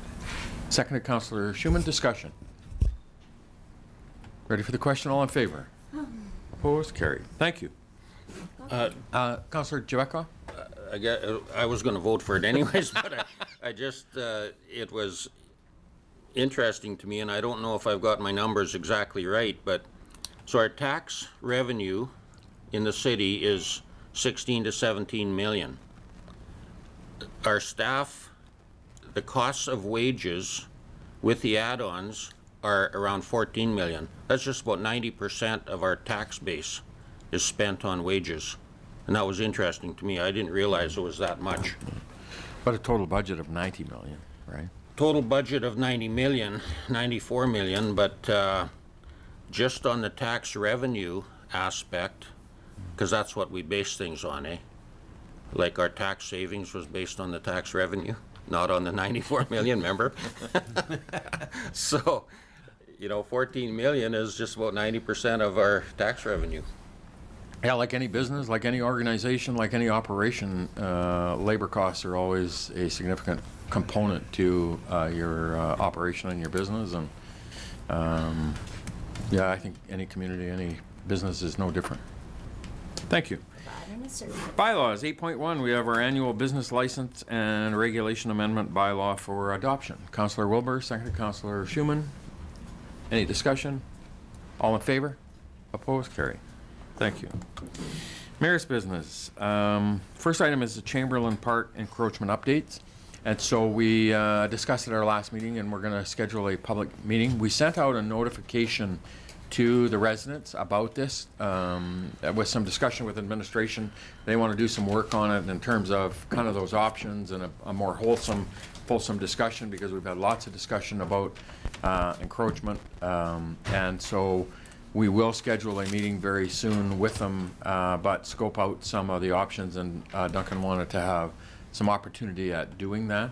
Obviously, the surveys are completed down there. There's 19 or 20 properties that have encroachment aspects to them, some minor, some more significant. And so from that perspective, and I was going to try and rush in and get a meeting last week, but after we got back from Ottawa from FCM, but we felt it was more appropriate that we do, let's make sure we got some information that's relevant and options and all of that before we go back in and have another meeting with the residents. So, Councillor Parslow?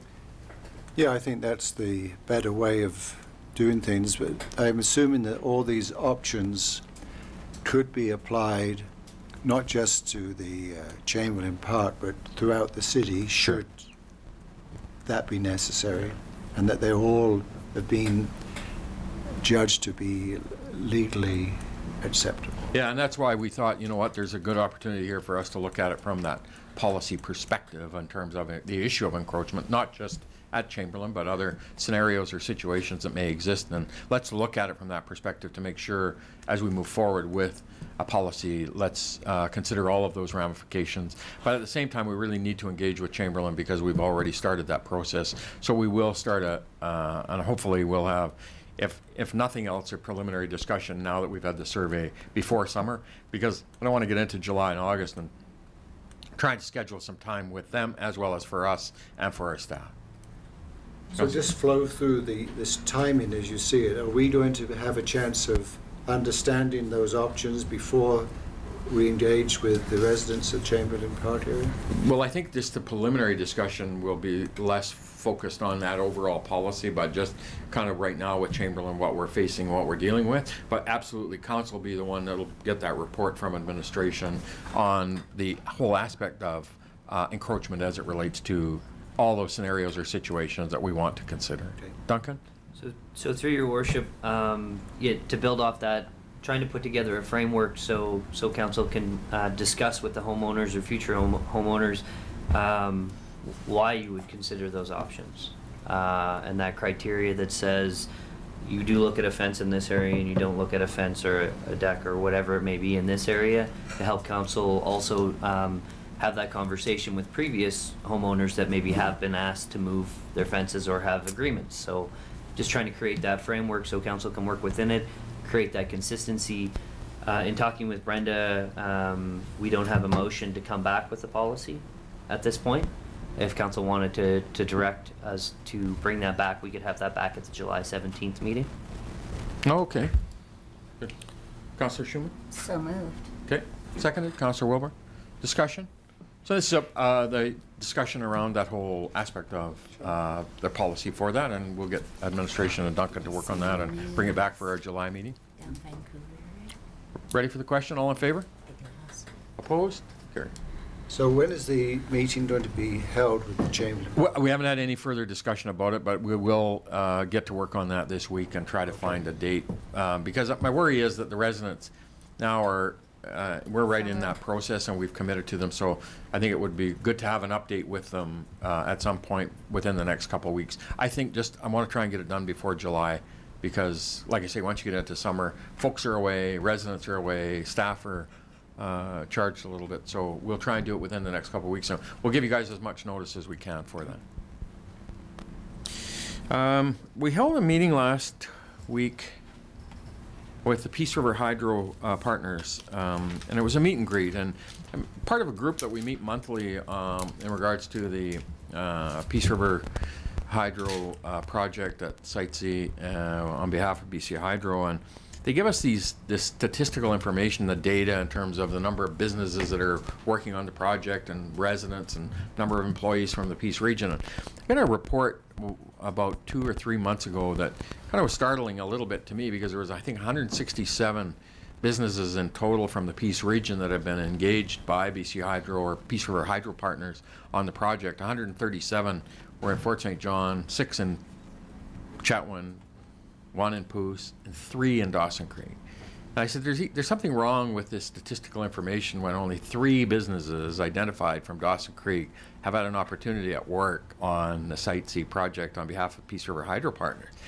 And so I engaged with Hydro and said, we need to have a session with our business community, because one of 2 things. Either our business community aren't getting into the lineup, are considered in the lineup for some reason for those opportunities on the project, or you guys aren't considering them, one of the 2. But we need to kind of clarify that, because clearly the businesses in Dawson Creek need to have an opportunity at that work like anybody else. And so we scheduled it with the Peace River Hydro Partners last week or the week before, I can't remember when, at the Encana Event Center, and representatives from Peace River Hydro Partners through our chamber, and we had a meeting scheduled for that to engage with and give our local business community an opportunity to engage with Peace River Hydro Partners. And that was the intent of it. And how'd it go? Terrible, because nobody showed up. Well, I actually went. Oh, good. And so there was. There was few. I shouldn't say no one showed up. A few showed up. I sent my husband. Yeah, good. But adding to that, too, Your Worship, it's all about marketing yourself too. So businesses can't expect to just be put on a list. They need to market themselves and show up for those opportunities. The fact is, I think we just keep working away at creating those opportunities for our local business people to create and ensure that those organizations, and the thing that I tagged to BC Hydro and to Peace River Hydro Partners, it says on the website, this will be a benefit to the businesses in the Peace River region. And don't tell me that 3 businesses in Dawson Creek are the only 3 that should be given or have been given an opportunity at a project of 167, when 6 have gone to Chetwynd and 137 to Fort St. John and 1 to Poos. Like, we're not getting a fair shake on behalf of our businesses, and that was what the event was intended to do. So that was all I have to say about that. And they were there. They were there. Yeah. Last week, Councillor Schumann and I attended the Federation of Canadian Municipalities Convention in Ottawa. It's a 4-day event, very well attended, over 2,000 delegates. I think it was one of the largest FCM conventions. Really engaging again in terms of the opportunity at engaging with other municipalities, other people from across the country, engaging in the different resolutions and the different business of the FCM. And it's, again, I think worthwhile for us to be a part of. And Go ahead. our northern colleague in Prince George, Garth Frizzell, was elected as 3rd vice for the FCM board, and it was really great because he was running against a couple of Lower Mainlanders, and so I know I worked super hard campaigning for him over those days, and he won. So. And in 2020, he'll be the president of the Federation of Canadian Municipalities if he's reelected in his municipal elections next year. So it's very good. Was there also not a councillor from Smithers or somewhere? He was elected. That was BC Caucus. Yeah. Oh, BC Caucus, okay. So our next item I want to move to is our Trans-Canada Dawson Creek video launch, and this is part of I started this last fall in terms of when Tower Birch, the project with Trans-Canada that's now into operation here in our region and was kicking off. And so I met with Trans-Canada last fall and pitched the idea after our community video, talking and promoting this message about quality of life that we espouse all the time about what our mantra is. And so I said to Trans-Canada, you guys are coming in and doing a major project in our community, in our region, and the benefit we have is when you come in and support our local businesses and hire our local businesses. So I'd like to do a promotional video where we talk about the community and the quality of life in a visual video, And we get our local business people engaged in part of that video to talk about the benefits of working with industry when they come into our community. And so TransCanada really liked the idea of it, and so they went to work on it internally. Because Hank had done the video for us and had a whole bunch of that work already completed, Bridgman, they contracted Hank. They TransCanada come in with Hank earlier this year, and I'm going to say February, March, and did these interviews and produced and put together this video. And we launched it at Ottawa at the FCM, TransCanada did, excuse me, at their reception. And it's a video that they're going to use, TransCanada will, about promoting the message of how a community can benefit and business can benefit when they work collaboratively with industry. And so I want to show this video for the benefit of council that haven't seen it and for the media. I was just thinking, who hasn't seen it? Have you seen it? I don't know. But I don't know the media picked it up, so I want to... I don't know. I like Well, if they're doing their job, they would have. I like looking at Hank stuff. Was that your inside voice? Shirley, do you want to... Yes, it was. Thanks very much. That makes an improvement.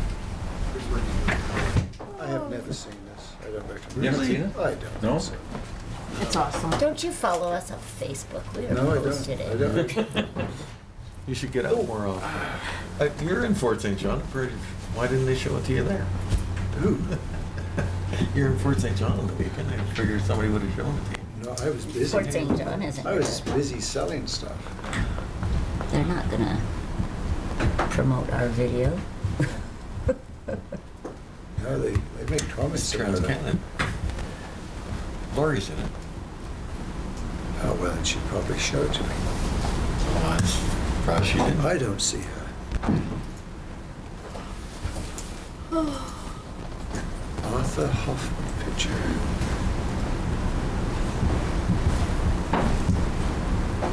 That's a pretty picture. Is that the Rim Rocks? Wouldn't that be cool if it was? It's Arizona. That'd be cool if it was the Rim Rocks. Well, it's a piece of a photograph, surely. Is it? Or is It's this not. just the computer that we're... Yeah. Do is it worked on Friday. Just go to my Facebook and look. It's there. And the mayor's. And mine. Lisa needs your assistance. He knew he was going to get a lot of council action today, so he wore his nice suit. Yeah. nice. Yeah, best up. I told him he looked pretty spiffy. He said his wife picked out his outfit. His wife made him. No, he just said his wife picked out his outfit. Oh. I said he looked pretty spiffy. Yes.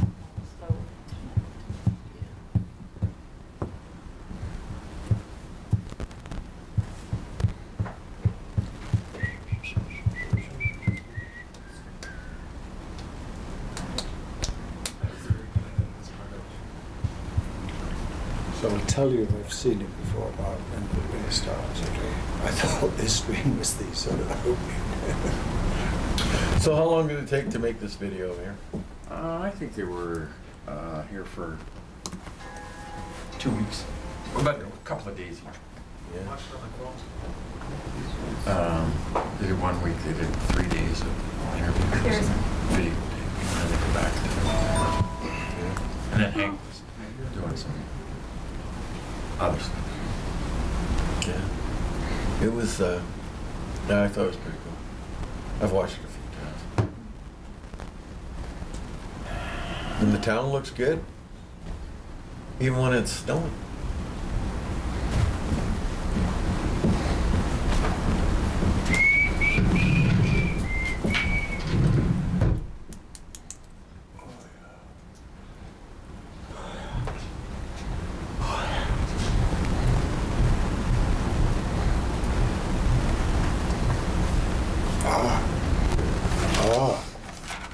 Okay, we'll be right back.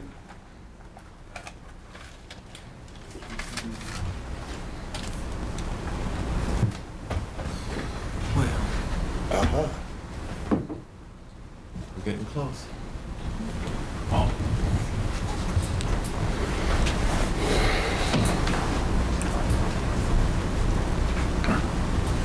I hope Councillor Felling doesn't have to march in Regina. Oh, I Pretty don't much think will. so. He wouldn't. He's not marching material right now. Maybe they're wheelchair around. They always have a parade. All those Maybe days. he'll get a little scooter. Yeah. So what is he doing in Richmond? It's a reunion. Reunion 50th year or something, 40th year. There'll probably Of his be a troop. whole. There'll probably be like a whole gang of them on scooters. Yeah, probably. He said that the horse riding thing wrecked his legs. Is that wireless? Well, Okay. Oh, it was a fail. moving on. Moving on. Photographs are nice.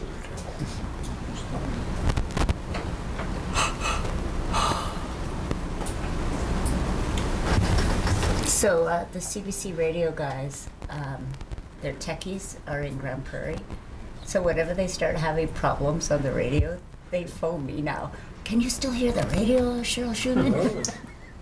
We know you're always listening. Like, yeah, it was doing some funny things this morning, but well, if it goes out, can you let us know?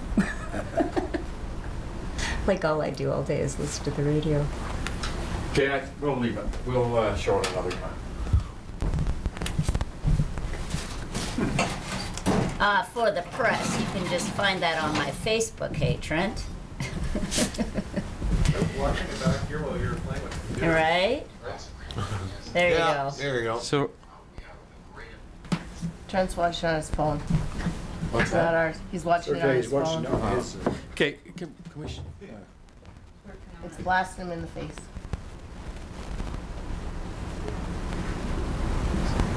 To be so tall. Show off. So we'll move on. The next item I had was the, we had a presentation or a delegation last week come through town from Simon Fraser University, the University of Northern British Columbia, in partnership with the University of New England, Australia, and the University of Western Australia. They were doing they're doing a project and a paper on the impacts of sustained economic development in rural and remote regions in the regards that are impacted by natural resource extraction. And they wanted to come and see the community and see the different infrastructure in our community that has been built around and as a community supporting it. So I toured them to the Reclaimed Water Facility, the Canada Event Center, the Calvin Crook Center, and the community, showing them the different amenities and the different infrastructure needs of a community. So it was very interesting, and as I say, there was the two gentlemen from Australia along with Simon Fraser and the University of Northern BC, and they were really amazed at the infrastructure and the amenities in our community when you look at the different things that we've built, and they were truly impressed with it. So it was good. It was a good 3 hours that I spent with them and toured the community. So. Nice. Go to the ski hill? No, we didn't go to the ski hill. But if you come Always back this forget winter, we'll about go to the ski hill. Mark was out there on your behalf. We have a ski. Last Wednesday or Thursday night, Upper Montney Estates, just off the tracks, the development, the apartments just off of the traffic circle, had a bit of a barbecue for their residents, and I got invited to attend and say a few words, and Scott Butler is part of the ownership group,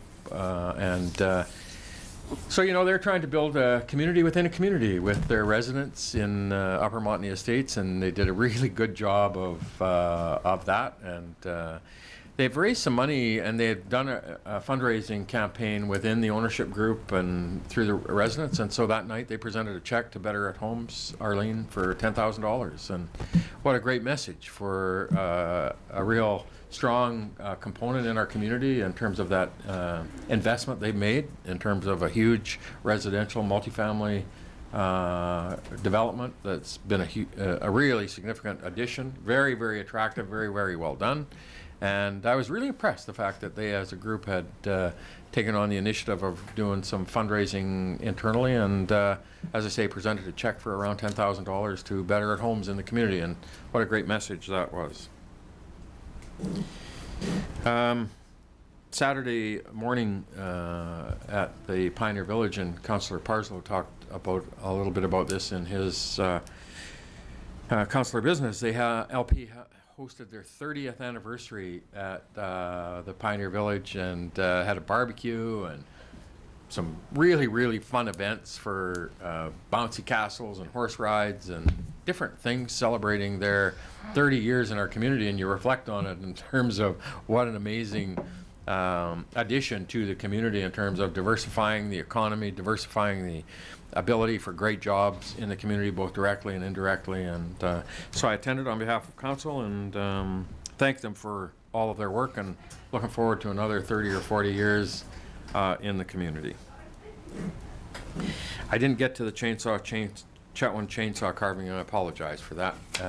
But it was on this weekend, and I haven't heard any feedback about it yet. So Ryan Cook had awesome live feed every night, so it's on Facebook. Check it out. I want to do three things that came up out of our councillor business. Councillor Javetkov raised the issue of the Dax, the pit bull that was surrendered, and wanted to have that on mayor's business. So, Councillor Javetkov, do you want some information? I'm assuming there was no consequences on the family that owned the dog. They didn't comply with the recommendations, but as a result, the dog was sent down or taken down, I don't know, down to Vancouver for rehabilitation or whatever. Yeah. But I guess it just bothered me that, you know, we invested whatever it was, $5,000 in this to try and resolve this, and the owners of the dog didn't have any responsibility other than to comply with the recommendations, and they didn't do that. So I guess one of the solutions in the future, if we have an incident like that, we could consider getting a bond from the owners. You know, if they want us to go through and assess the dog, or, you know, either have them pay for it, or somehow there's got to be some responsibility on the owners. You know, I mean, this isn't a taxpayer's responsibility. The owners, you know, it's their dog, and it just bothered me that basically they just walk away from the problem. Yeah. Duncan, do you want to give an update on it? Sure. So through your worship, and Kevin got caught the end of that, but just to summarize, so yeah, Dax's owners had some responsibility, or the pit bull owners had responsibility at home and how to handle that dog. They didn't meet their requirement, and the SPCA went to their home to remove that dog. The other option would have been destroying that dog after it was removed from the home, but they were able to find I don't know that it's a rehabilitation, but it's a form of a rescue shelter where the dog will stay. It won't go out to another home, from what we understand. It's just been moved to this home to live out its years in this this facility, where they can meet those parameters. That's our understanding through the SPCA. But I think, to me, Councillor Javetkov's point about us making the investment into how we move through this process with this dog was not the normal, as most communities would do, and I think that's your point about we make that financial commitment, and how we learn from that now in terms of how we continue to move forward as a community and dealing with those situations. Councillor Wilbur? I have no problem exploring some sort of bond aspect, but I just want to be clear that we shouldn't make assumptions that the owners didn't comply. They may have tried to and found they couldn't. So I just don't want to have that assumption out there that they just didn't do anything, because I think my understanding is from the SPCA they tried but then said we're not capable. It was more than they could handle. So I just don't want that assumption to be out there that council feels that they didn't try at all, because I think perhaps they did try, but it was too much for them. So and maybe it's a good opportunity to, having had this documented kind of experience that we've had with this, to be able to now move it forward with our animal responsibility bylaw and with working with SPCA in terms of how we can continue to improve it and make it better, and ensure that we deal with them in a humanely responsible way. But as Councillor Javetkov, I think, has pointed out, is that financial obligation to the city. Councillor Parslow? Yeah, I think just reflecting on this, Councillor Jabatroff talked to me about this prior to this meeting. And one of the things that I've always liked is working out when we have difficult situations and we all have different responsibilities in resolving that, is some form of agreement which outlines each party's responsibilities and the consequences for not attempting to follow those responsibilities.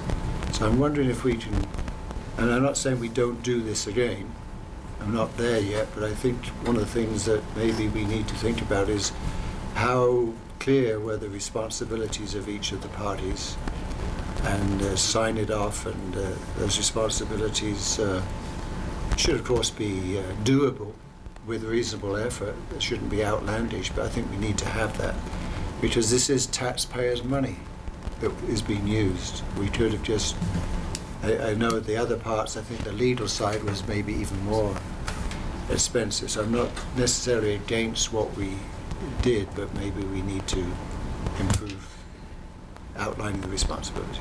Yeah, as I say, I think it's really a valuable experience when you go through this and you go through it one time and you say, okay, now as it relates to our bylaw, our responsibilities under policy, and how we move the community forward, how does that impact our bylaw now, and how do we want it to reflect for the future in terms of having had this experience one time? Duncan? So through your worship, maybe Kevin can talk a little bit about the agreement that was formed with the homeowner, or with the animal owner, and also the cost and how that all came So together. through your worship, there was an agreement.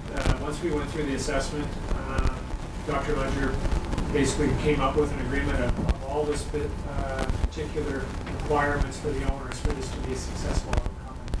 Everything from how to secure the home to how to train the dog, interact with the animal, specific medications that were to do.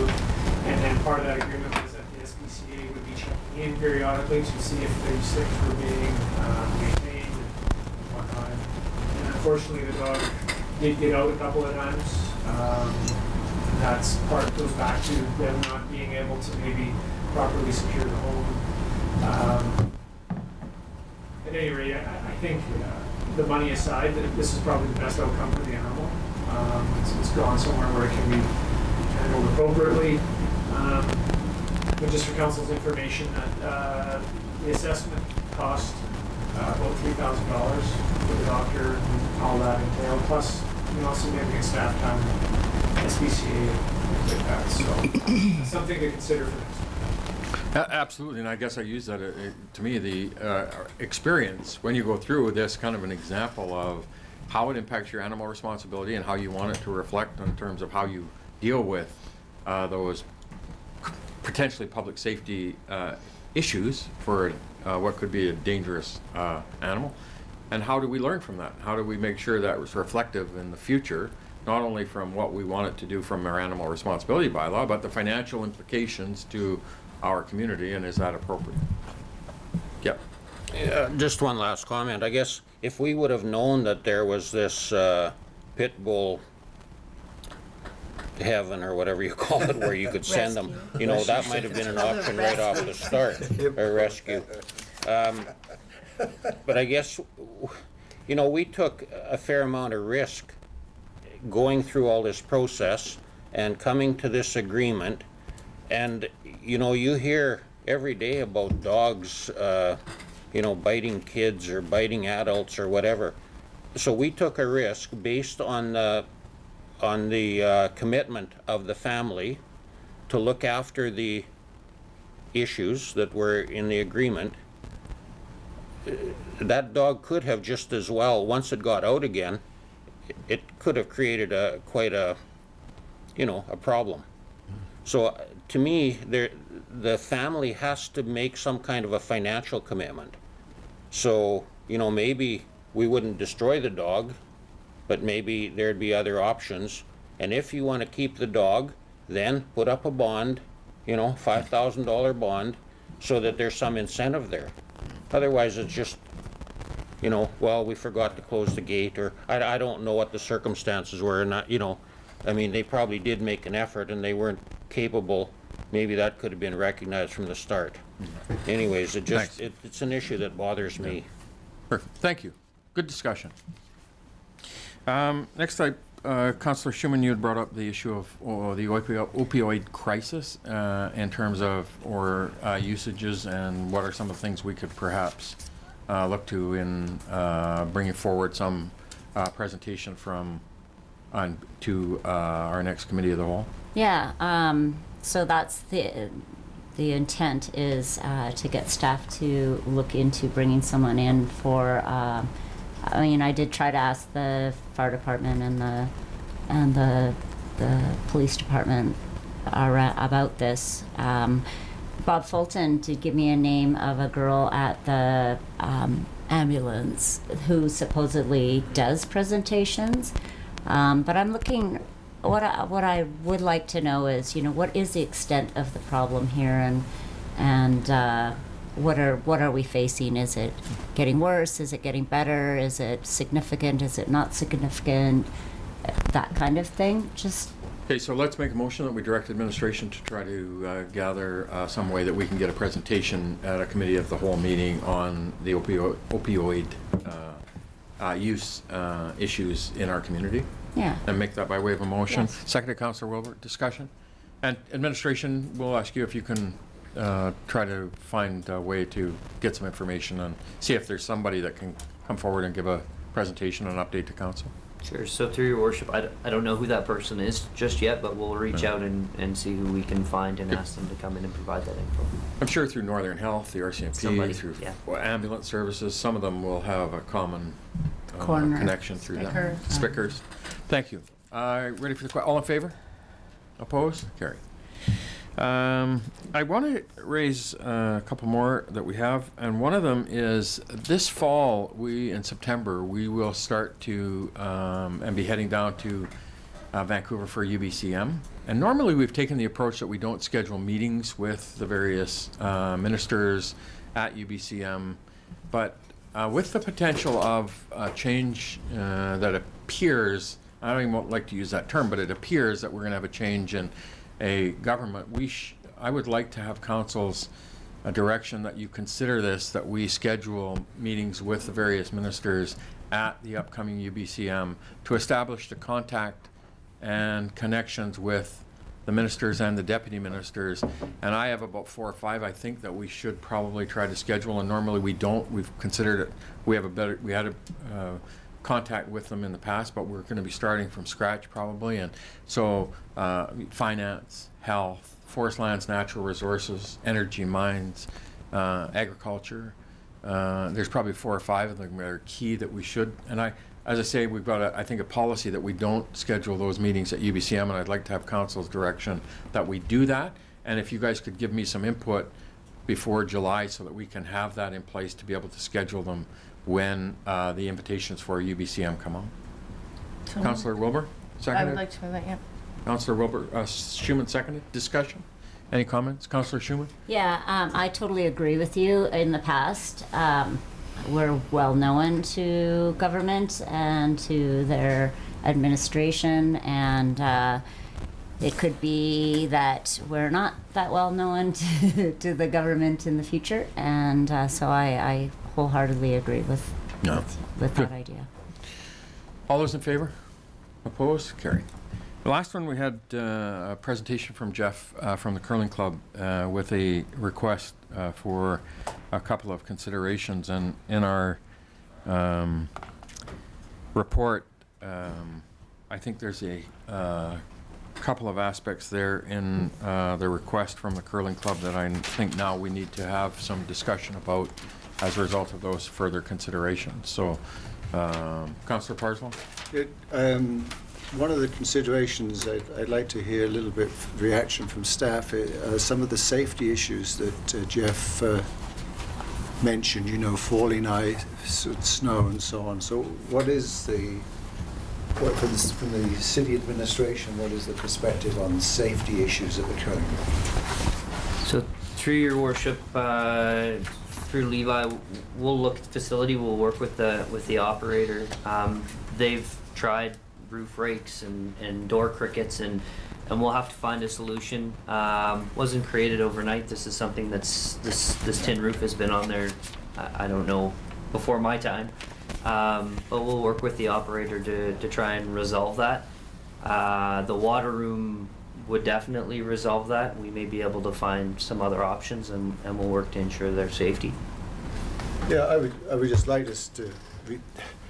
It was our responsibility to provide a safe facility, Yeah. so I would like us to take some whatever corrective action. Maybe we can get a report later on that matter from Councillor Rock, sure. So, Well, this wasn't something that was rushed into. We identified that the arenas needed work, so we hired a contractor to go in and do a building envelope assessment before we wanted to find out all the information with the buildings and everything. So now all of a sudden I'm starting to hear that, you know, we were told that those buildings would last up to 50 years. So I'm just curious to find out why this water room wasn't identified in that report, why the icicles falling and the snow falling and stuff like that wasn't identified, and why the snow dump wasn't identified, because I'm told that that's a safety hazard. Another safety hazard is where they're dumping it. So why was it that when we had all of this, the building envelopes and everything else done through, why wasn't that identified then? And I believe all of the user groups talked to our consultant, and they had great conversations on what they needed moving forward, and now all of a sudden we're looking at a $200,000 water room. I don't understand it. Councillor Parslow. I understand the study that was done was the structural integrity. I can't imagine within the scope of that work you would look at falling snow issues. Remember before, well, I'm sure you do, before we did any work there, we wanted to make sure that the facility was structurally sound. We were told it was. I think safety issues around snow and stuff would not be part of that study. We've done all kinds of, I think, you see that on a regular basis, the improvements to the facilities in terms of general upgrades that go to the equipment. We put a fence across between the curling or the arena and the kids arena to keep people from moving between them. So we were always upgrading and always doing those things. I think, to me, the water room, the snow dump are all operational efficiencies, enhancements to the facility that make it that much more efficient for the operation, and as Jeff outlined in his report, and then also this component about icicles. And so I think, to me, that we got three components that the curling club through Jeff have requested of us, and the three options. And the we didn't approve the alternative work for the snow dump or the water room, and so the options then are to commit to making commit to the projects within a year, and then they would assist with the city grant writer in pursuit of additional financial support.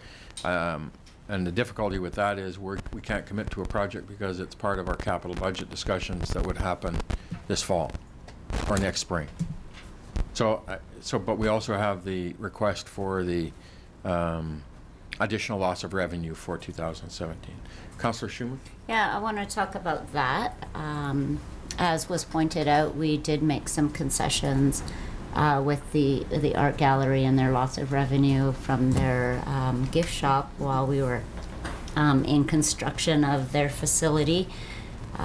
So, I mean, I'm with some direction from staff, or with some information from staff, wondering if we could find I think it's the $43,115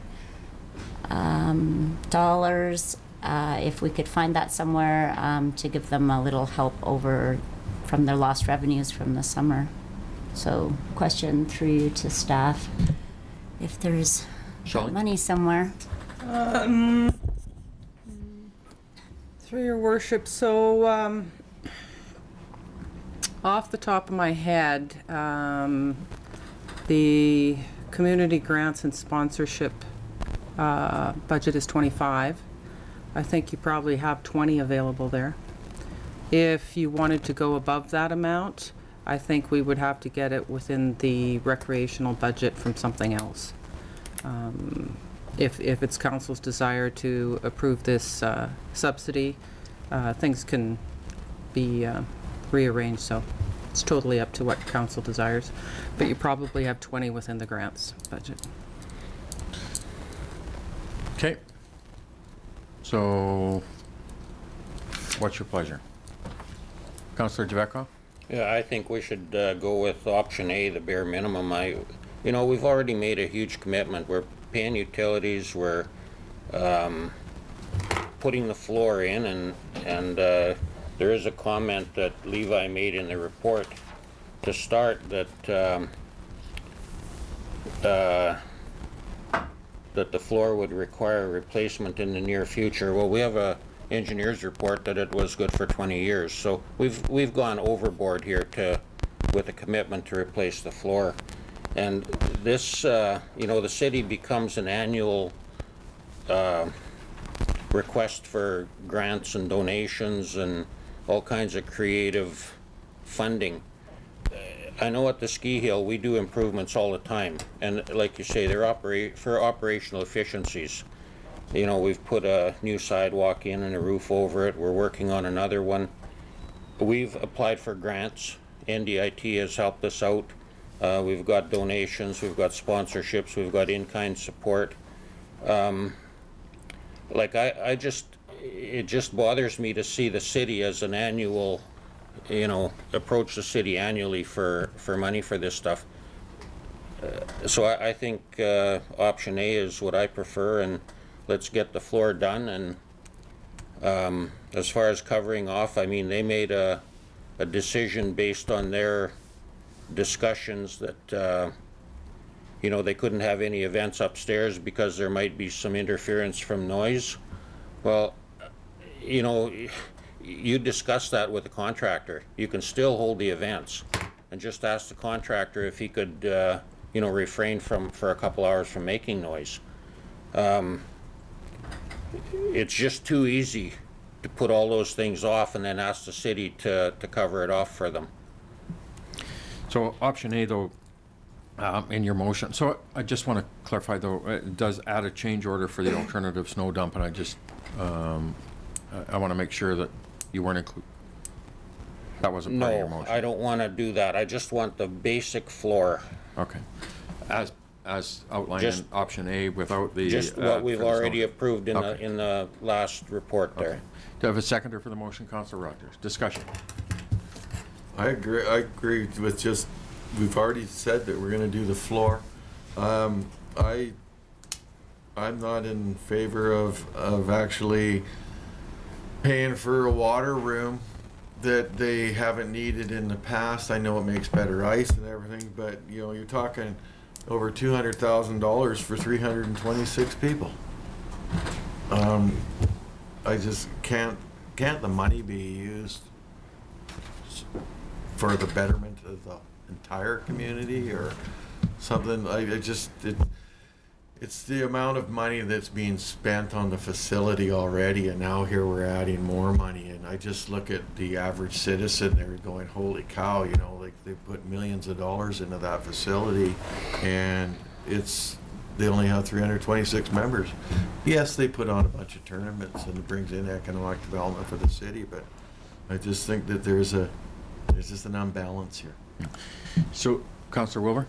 Well, I just wanted to add to that, I don't think that number of registered curlers actually includes our youth and students that participate That from was the number of schools. members that I'm we were just- given. As members, I'm just saying there are some other advantages to it.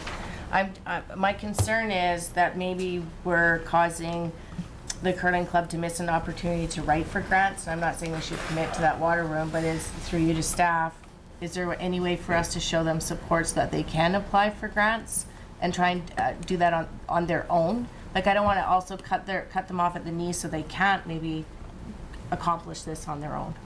I think the aspect of grants would be it's joint funding, and so, right, you get a piece of the funding through grants, and then you got to come up with the rest of it. And Jeff's presentation talked about they got some money in there, but it's the impacts today. So to me, I think honestly the